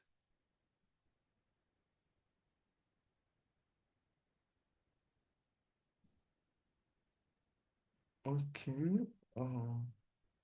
Okay, looks like kind of I substituted the positioning. Okay, I think that's fine. So the model comes first, param grid equals to param grid, CV equals to CV. And you still see that even inside of the hyperparameter tunes, it's still performing some kind of cross validation. And there was something I was supposed to do. I was supposed to perform some kind of, before this tuning, some kind of cross validation, maybe using multiple metrics like RLC and all of that. But I think this one covered it, where you do something like CV results, with Z is equals to cross, some kind of cross validate, and you pass your log model. Then I'll say X, Y, then CV is equals to CV, then scoring there is going to be equals to, you can just pass a dictionary inside of there, and you see, sorry, I don't know what. Okay, I don't know why I mistakenly pressed something.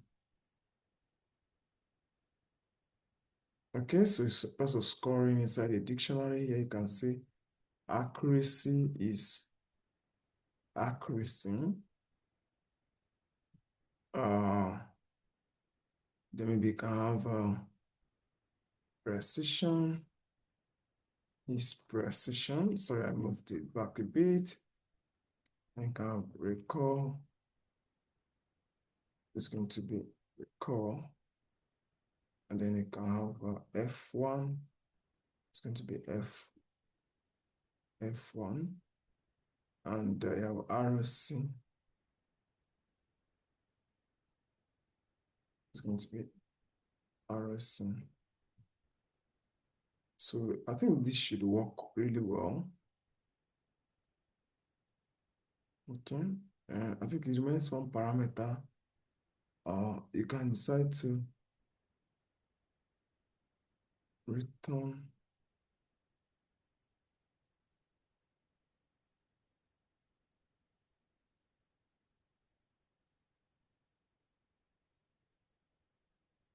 Okay. Yeah, so we're gonna say, want to print that test accuracy, to print your test accuracy. You can say test accuracy. So it's going because this thing returns a dictionary that contains some of all these parameters, but now we are hiding the train score. So we have CV results of accuracy test accuracy. Okay. Um,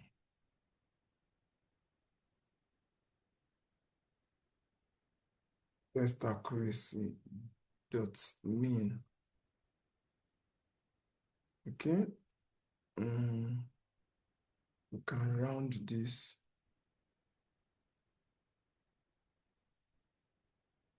So I think this works.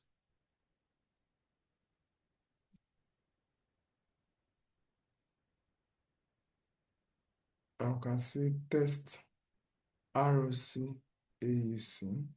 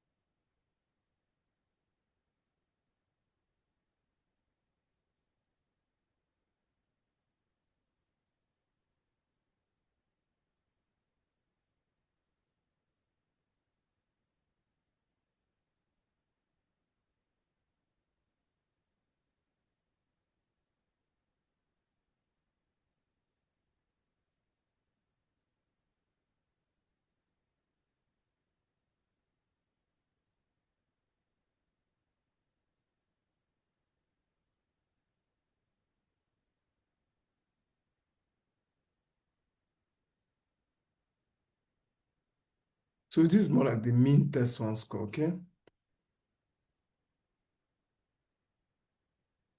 F1. So I can just print this, everything is definitely gonna work. So this is what it is.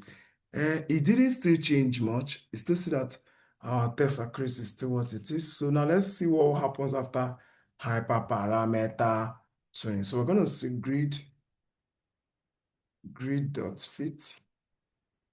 x train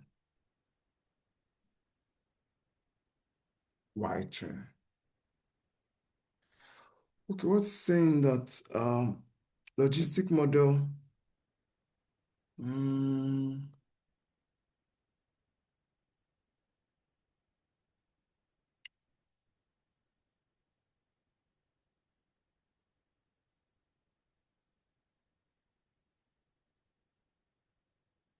mm,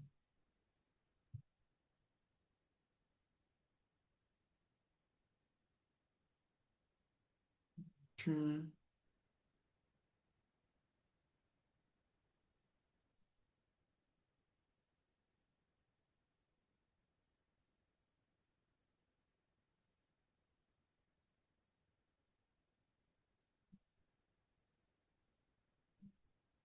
Okay, we're trying to check if there is any place we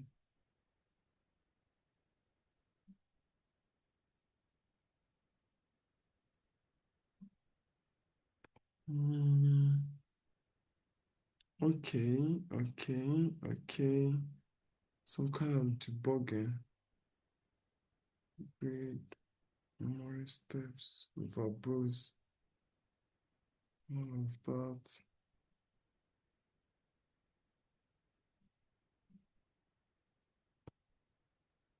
We'll continue with another model. Mm, 0.1.00.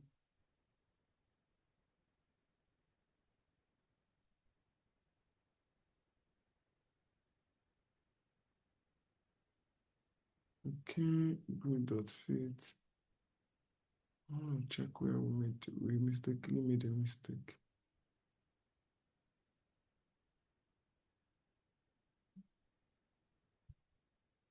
And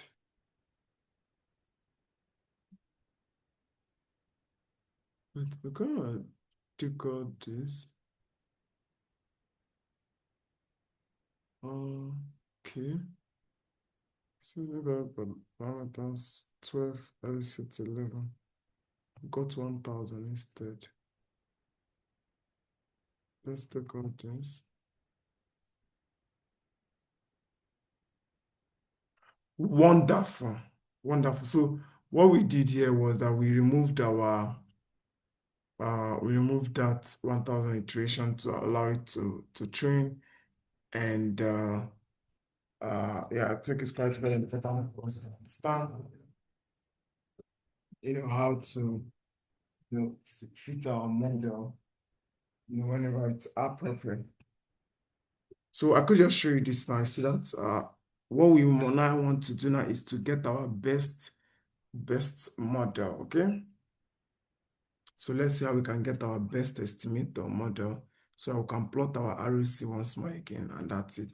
So we could say print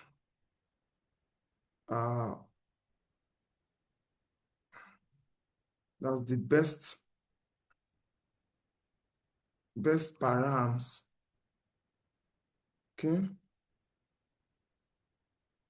Is grid dot best params. So let's print best scoring grid dot best score.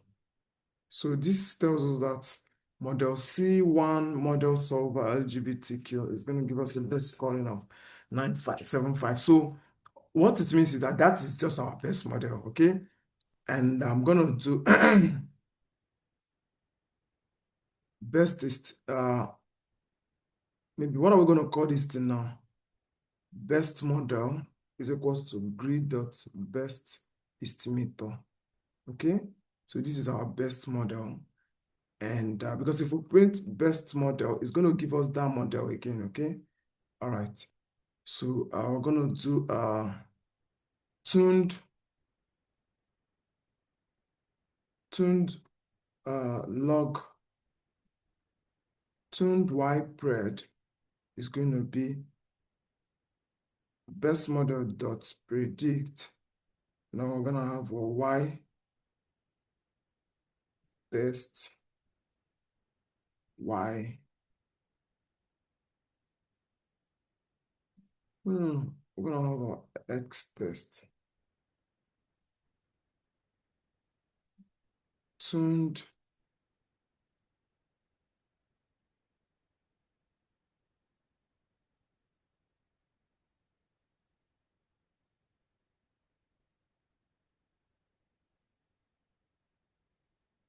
okay, I think I can have this is going to be 1. And so I'm gonna print, I'm gonna print this. So the next thing I'm gonna do now is I'm gonna say print so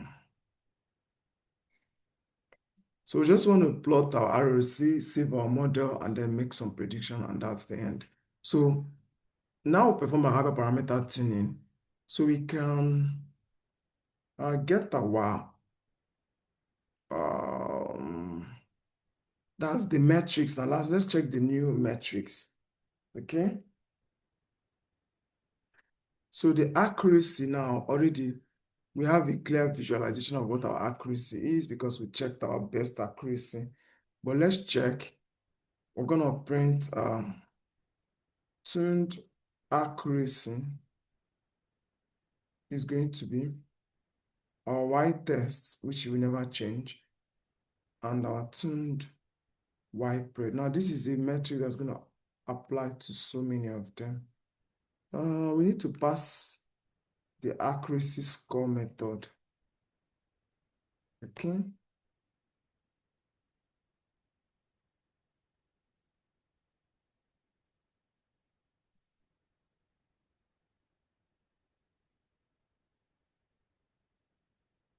F1 score.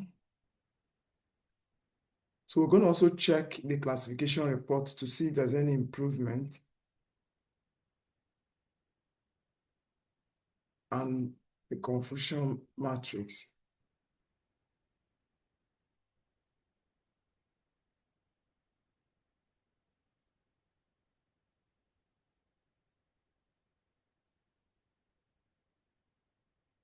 So we're going to pass precision, and then we'll change this to precision.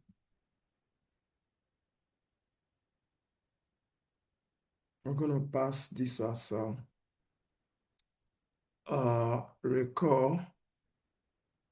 We're going to pass this as recall score. Now pay attention, we're going to pass this as F1 score, F1 score. We're going to pass this classification report. Then we're going to add a new line here.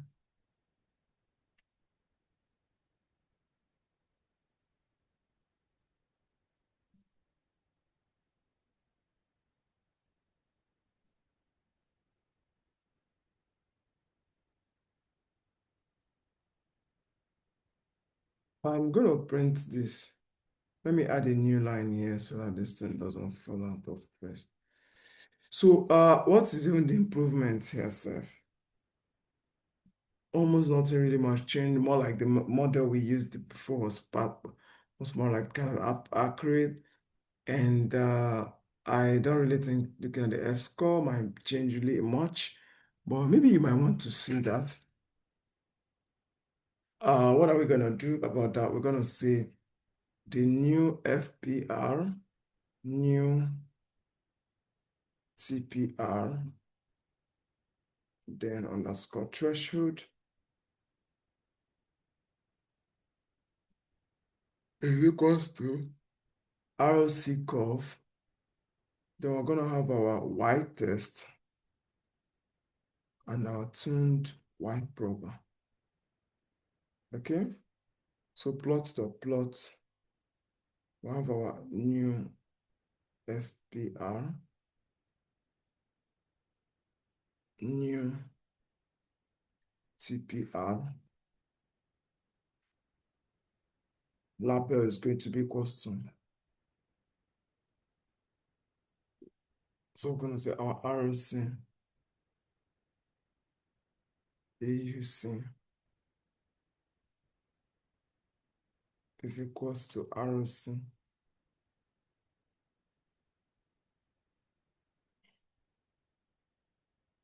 So we're going to pass here Y test and tuned Y prober. Okay, and to F, let me use this.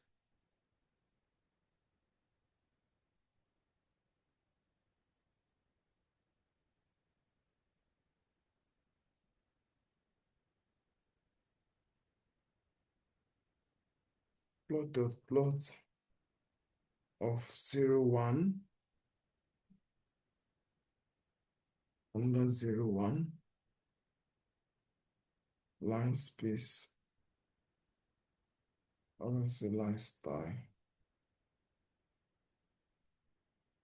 is equals to plot dot title new ROC AUC after hyperparameter tuning plot dot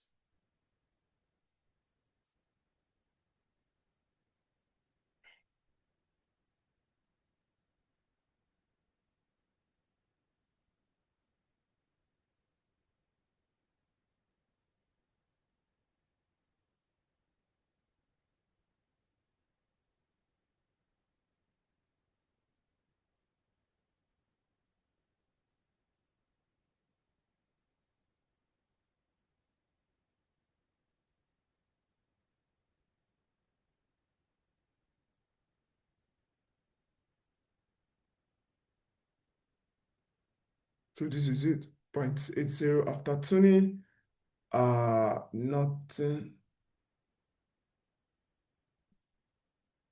Nothing really significant changed. More like we used our best model. So if we use the decision uh tree model, also definitely some stuff might change or whatever.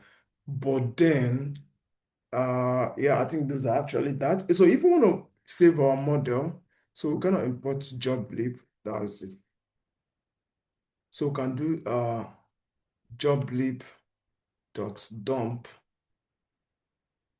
Then we'll do best model. I will call this logistic model for E. coli prediction. Okay, on our print saved successfully.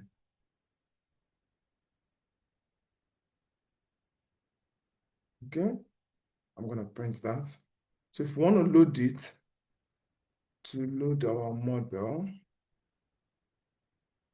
loaded model, I'm going to say maybe joblib dot load, then I'll pass it. I think this is it. Okay.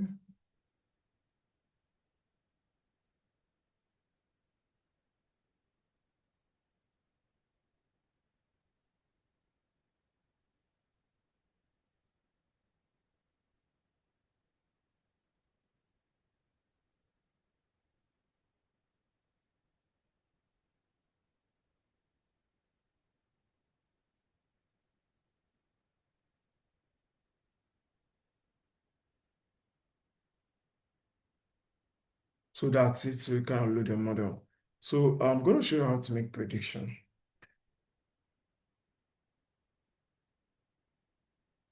So I'm going to print model loaded successfully.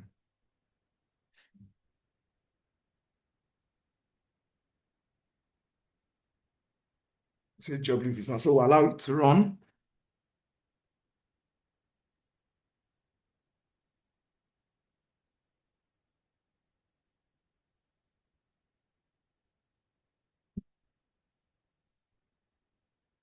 Good. So that's run.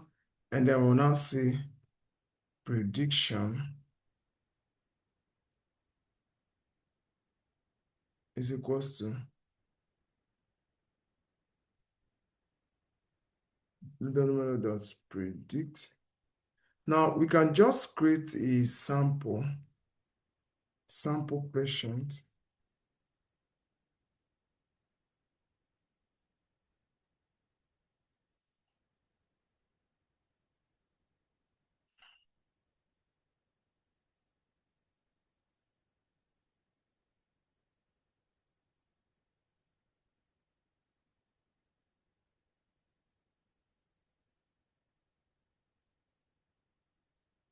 Will be 0.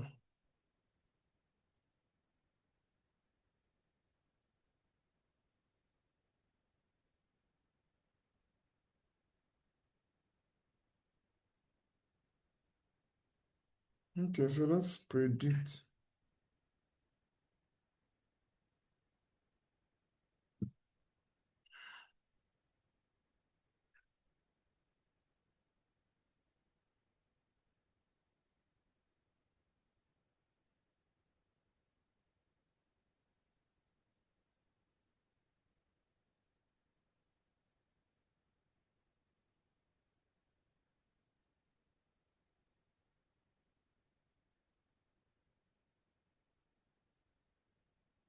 So that's it. So we've performed that training. So this first person is predicted to be 0, not having equal. So if I change this to maybe 6, it's going to change. This person is predicted. So this is the probability. You have the lower and the upper. So that's it. But if I put, maybe if I put this in here as maybe 1, it's going to just give me 1 class. So it means that this person is 63% likely to have E. coli. So That's it for the session. And I could just go through that again, maybe add more models, run more predictions, tune more parameters, and all of that. But I'm just going to tell you that, like, if you want to kind of get started with machine learning, like, these are actually some of the things you need to do. This is our E. coli model prediction. Okay, E. coli model prediction. Okay, so all the code definitely is going to be on my Git repository. That is where you're going to get it. And yeah, so I'm just going to kind of go through this again. I don't know if you're here. Uh, First of all, you import your dependencies, NumPy, NP. NumPy is for computing, also kind of handling some kind of mathematical operations. Our data set, pandas or speedy, handle the data frame, load the tables. We use this for plotting. Okay, we use for plotting and visualization.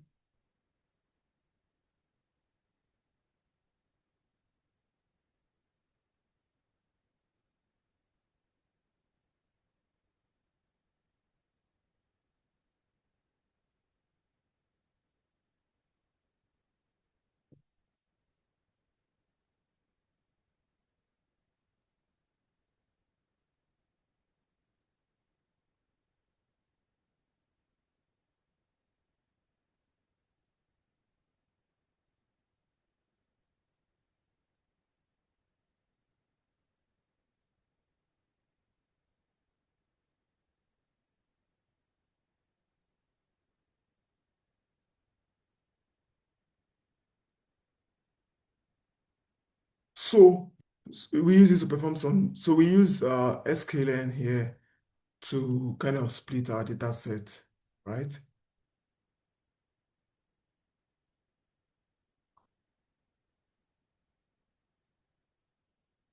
My network just keeps messing up. But so we use the min-max scalar.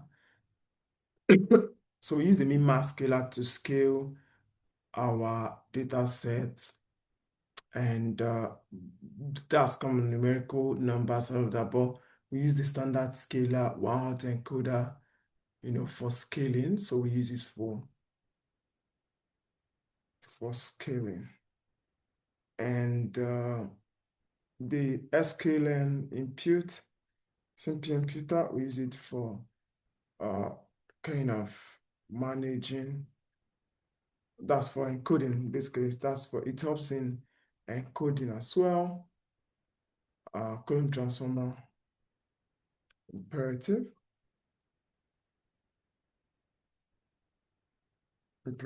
for pipeline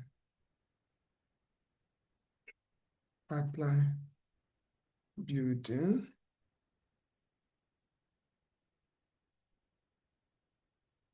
essential for model on parameter transformation. The sklearn linear model, this is our model. So this is what we call a classification based model. Category encoders of CE is for scaling. No, we use it for also encoding and so encoding high cardinal data. So we use it to encode high cardinal data. So these are the metrics. We use these metrics these are the metrics for evaluating the performance of our model. Okay, so we read our CSV file, which is what we did here. Here we read our CSV file, and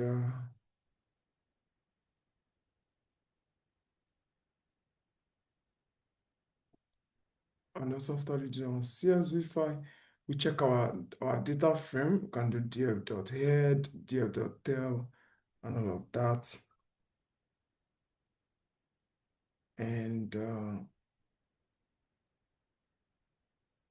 okay, can I remove so many of the data frame? And also here we'll perform visualization using matplotlib and all of that. I think everything actually suits very well. We read our CSV, we check the shape. So what we mean by shape here is trying to understand the distribution of the data set, rows and columns. Okay, so this is actually very simple and easy. So here we check the number of columns. This is what we used to check. We check the column names.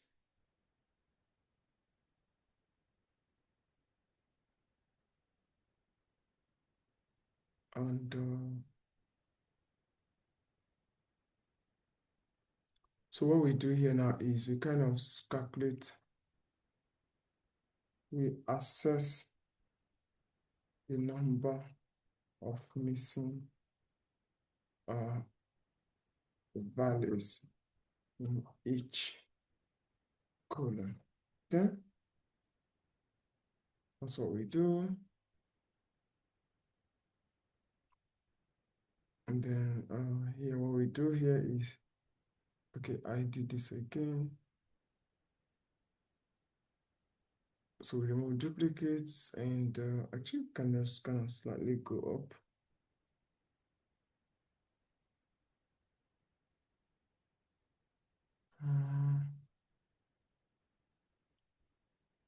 Okay, let's see. So this is also how we check the head. I don't think this was relevant. I can take this out. I will explain. And so this is how we drop irrelevant columns.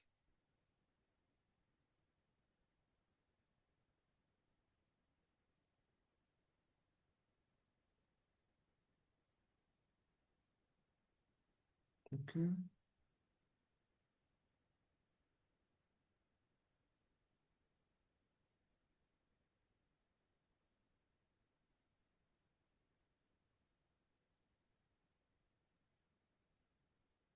So kind of want to restart our kernel and run everything again. Run all.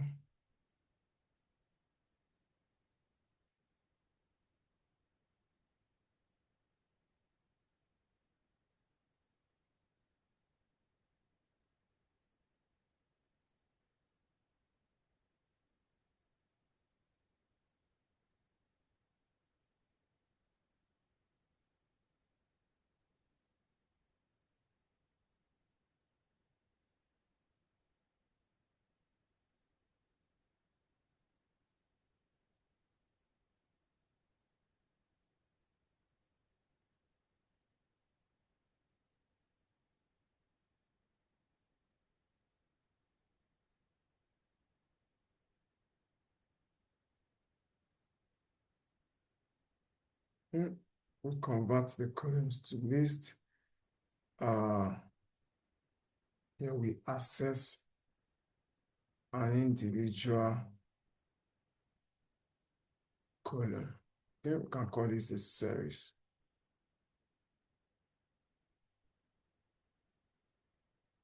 Df season, we check the value count of unique properties in a given column.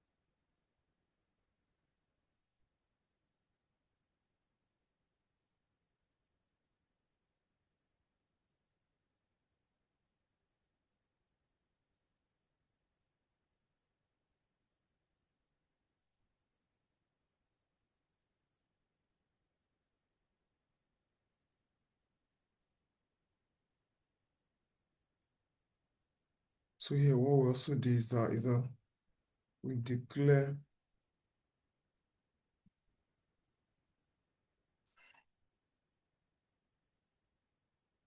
get the features and the targets.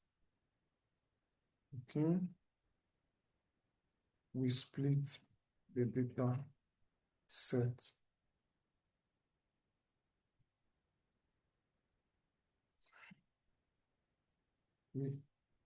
We classify the data set further into features and categories based on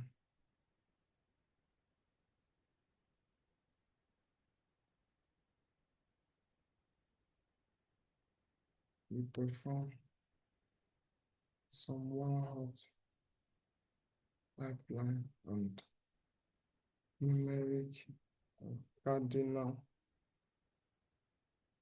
fitting.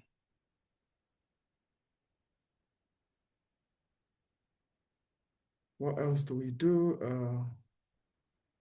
Yeah, this is where we import a model. To save our model, we import a library.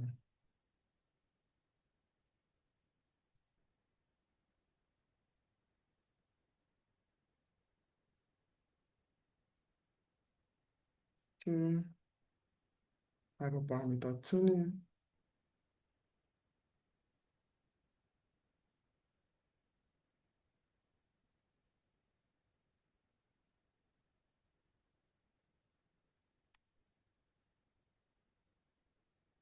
We check out the best performing model. Okay.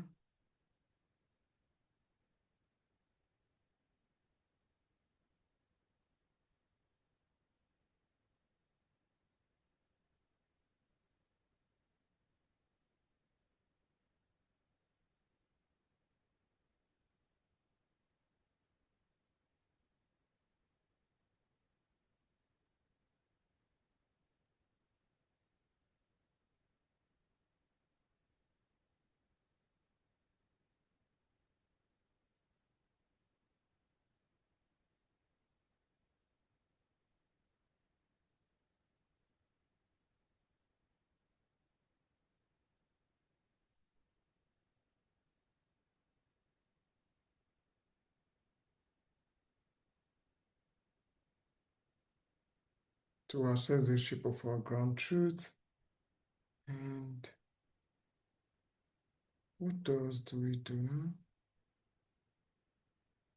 So we check the metrics. So basically everything, we've added comments and all of that inside of all of this. And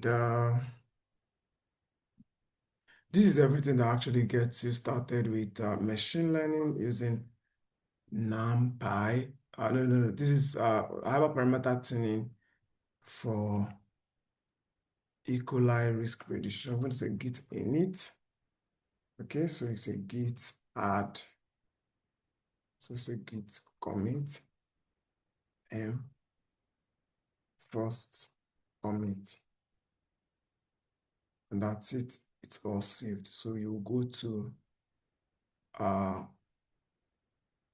your repository here.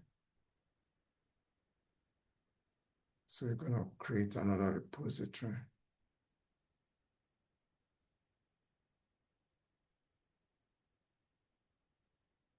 So I have 93 repositories.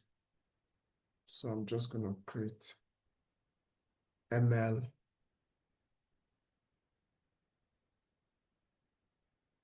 I'm going to call this 20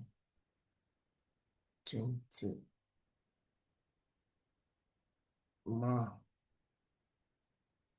27 ml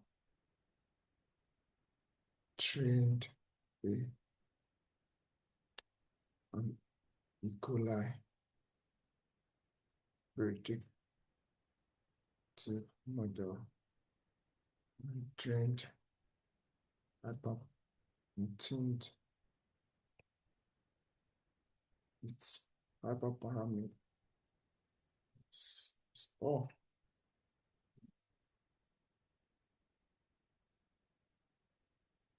so we're gonna come here and kind of show you guys some stuff on version control. So git push origin man. What's that?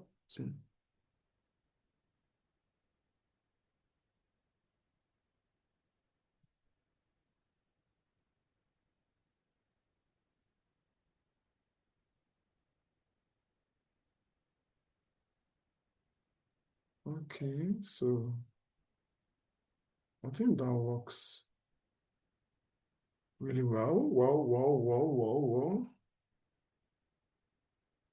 And can I just refresh this to be sure? And yeah, that's it. So this is your model. So this is what we call the Git interface, all right? So the GitHub interface. So yeah, I'm just gonna explain some stuff here now. So this is the CSV file. You can always download it here. You can see it's arranged. Probably did some changes. Okay, I didn't save the new one.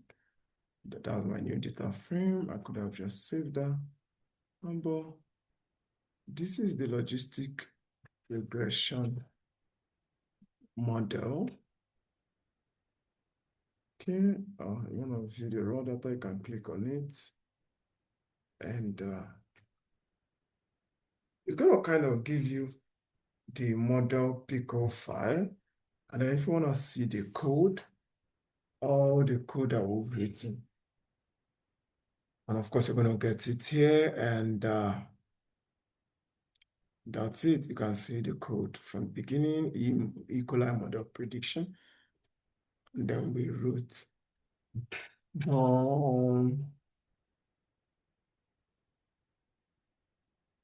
down, down here. So I just want to kind of make a slide explanation. And yeah, so these are actually the repositories where you get your data, just like I talked about before. If you want to get started with kind of machine learning prediction, it's quite very easy. Just get all of these things done, you know. And it's basically a step at a time, and you are there. Nobody started at day one and became a master, right? You have to be very consistent.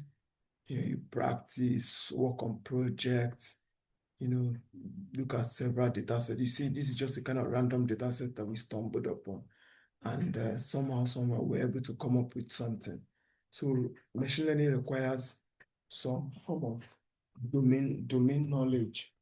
So what I mean by domain knowledge is that you need to have some domain knowledge. Do you understand? For you to be able to be good with machine learning. And yeah, that is just how it works.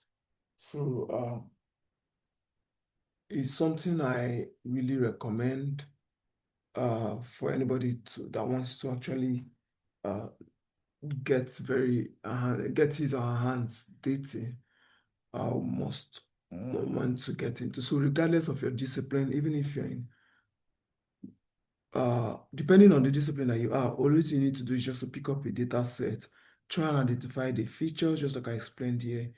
You identify some features and you spot out the target. Then you can start with at least classification-based machine learning models. Those are actually really very good for you to get started with. And before you can now enter into uh, other types of machine learning. But the whole thing there you need to get is that machine learning is all about the uh, computer wants to understand patterns from your data. All right. So that is just what it is. It tries to understand some kind of patterns, and then it uses those patterns to make predictions. Do you understand? Because if you just putting in information and you're not really understanding what you're doing, I feel like it's kind of complicating the whole thing, but it's just something that is very simple. You need to, even if it takes you a month, a year, 2 years, it's something that is very rewarding at the end, okay? It's really, really very rewarding at the end. So at the beginning, it might look as though you're, doing a lot and all of that, but trust me, at the very end of the whole exercise and all of that, you get to realize that uh, you have really, really, really done a lot well for yourself. And yeah, that's it. But if you are not able to persist, uh, that's definitely going to be a very big problem. But you just need to make sure you follow it line by line. You get books, you follow materials. Just kind of a couple of materials that I've released so far around machine learning and all of that. You can always visit our website at synalytics.com. I could just kind of show the website. Yeah, this is it. Once you come to the website, we are currently imputing a course catalog here where you can log in, explore a lot of insights that you might want to at your own page. So this is for synalytics.com and all of that. So get these tools downloaded. The next thing you should be talking about is how to use other languages like C, Java, C++, Java too. Because they are quite very fast, because we're working with compilers. And yeah, although compilers has its own trouble, but not to scare you, but the only thing you need to do is to start on time. All right? Just start on time, because once you start on time, the likelihood of you getting what you want uh, is there. Okay? So actually, those are the things. I'm just going to look at this again. E. coli model prediction. You load your data set.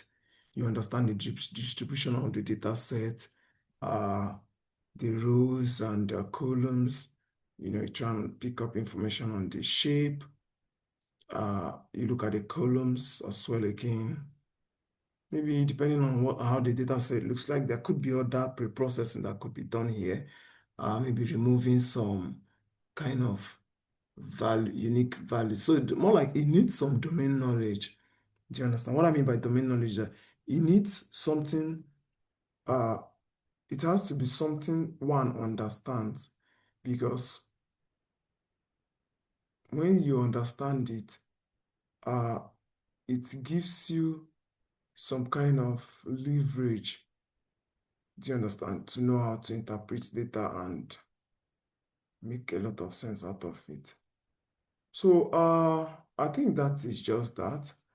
We don't really want to kind of keep you guys so much here, and I'm sure we've had kind of this is already about kind of a 3 hour session, and I want to say a very big thank you to you all, and also I'll just definitely get back to you guys, on some next line of action, because we're going to work on a lot of projects, deploying models for, for visualization, and maybe kind of moving into other languages like React and some other very powerful technologies that are also there. So I'm going to say a very big thank you, and of course, see you guys at the very next one. So don't forget, get the books. The books are quite helpful. I'm going to still pass some slides, NumPy for NumPy for visualization. No, NumPy for uh, working with numbers and all of that. That's a very, very, very massive tool, framework to learn. Pandas too. Pandas is also going to be very important. particularly for anybody that is looking at doing something very spectacular. I'm just going to kind of show you something slightly for you to have your hands on. Okay, check out, can just close this terminal. Okay. And if you're working with scikit-learn, okay, there are several models that you have to put into consideration. sklearn dot linear model. You can also use the linear. Okay, so we have the logistic regression model. We have the logistic.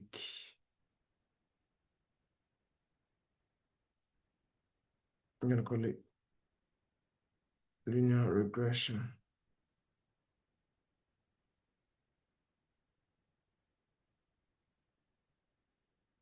Distribution.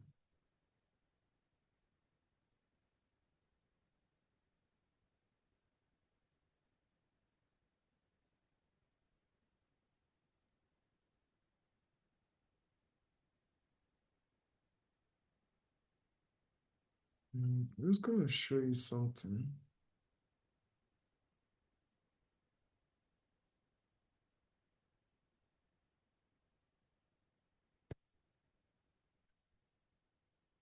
This is actually linear regression from sklearn dot naive. So I have the naive base. I'm gonna import the Gaussian naive base model from sklearn dot. So we have a lot of models that we can use. We have the Gaussian naive base model.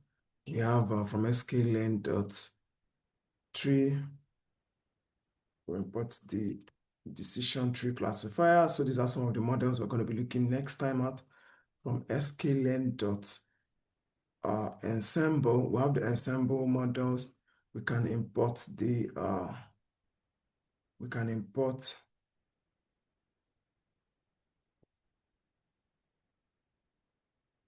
random forest classifier and only the graduate booster classifier. So this is what we call classification models. Do you understand? One from sklearn dot SVM support vector machine up to import the support vector classifier. There are also other models. So these are models that we use these models in machine learning with scikit-learn. Okay? We use these models in machine learning with scikit-learn. Okay? So there are several models that we really need to pay close attention to for you to get certain machine learning models. So these are also some of those models. And if you check in my session here, I've already explained. I'm just gonna show that again. I've already explained several models that we can use in getting started with. I explained this linear regression, the logistic regression, the Gaussian naive Bayes, and decision tree classifier, random forest classifier, graduate booster classifier, and also from sklearn.neighbors, you import the k-nearest neighbors classifier. So what the k-nearest neighbors classifier does is that it uses the what? The neighbors strategy to check out, if there are kind of some closest estimates. So these are models that we need to really familiarize ourselves with. Do you understand? As somebody that is getting into machine learning and really wants to do very astonishing in it. And remember, like I said, these are mostly classification-based models. Do you understand? So we have SVM here, support vector machine. So it's kind of a probabilistic-based model. Most times inside of the method, you kind of pass probability as true. For ensemble, we have random forest classifier. So inside of there, we can pass in the N estimators and the gradient booster. Even if you're performing hyperparameter tuning, there are still some terms that we might want to use there. For tree models, we have the decision tree classifier. And for the naive Bayes model, we have the Gaussian naive Bayes. And the linear model, we have linear regression model. Yeah, these are actually some important things that we need to understand. So I'm not really going to say so much because, like I said, it's always it's very important to start from somewhere. Do you understand? Once you're comfortable with uh, Python and maybe you go to my channel, definitely for my channel, you're going to get a lot of videos on Python. Once you're comfortable with Python, at least you can understand some information about statistics, data and all of that. Then the next place it should lead you to, you should be heading to uh, maybe some element of mathematics, which you might not really need. Do you understand? Which you might not really need, but they are handful and helpful. So before you can now get into maybe start understanding some frameworks like NumPy, uh, Pandas, Matplotlib for visualization, which is quite really very simple. I don't think you really need to get so heavy at Python. Python is really not so much. So no, there's no so much syntax to know, which is different from knowing how to declare a variable and then knowing some basic rules like number slicing and all of that before you can move on. You don't really need to be so heavy with object-oriented programming because as you can see now, I didn't wrap this particular code inside classes because the moment I wrap them inside classes now, it becomes another thing altogether.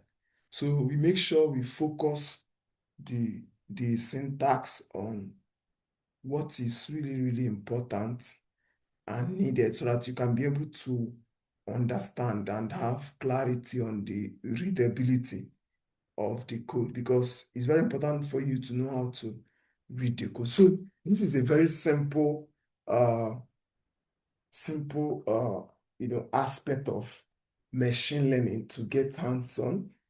Classification, double down on it, do perform so many classifications, then we can now start heading into version control because you still need to understand version control so I can know how to save your data. And it's very simple. Within 1 week, you're comfortable with version control.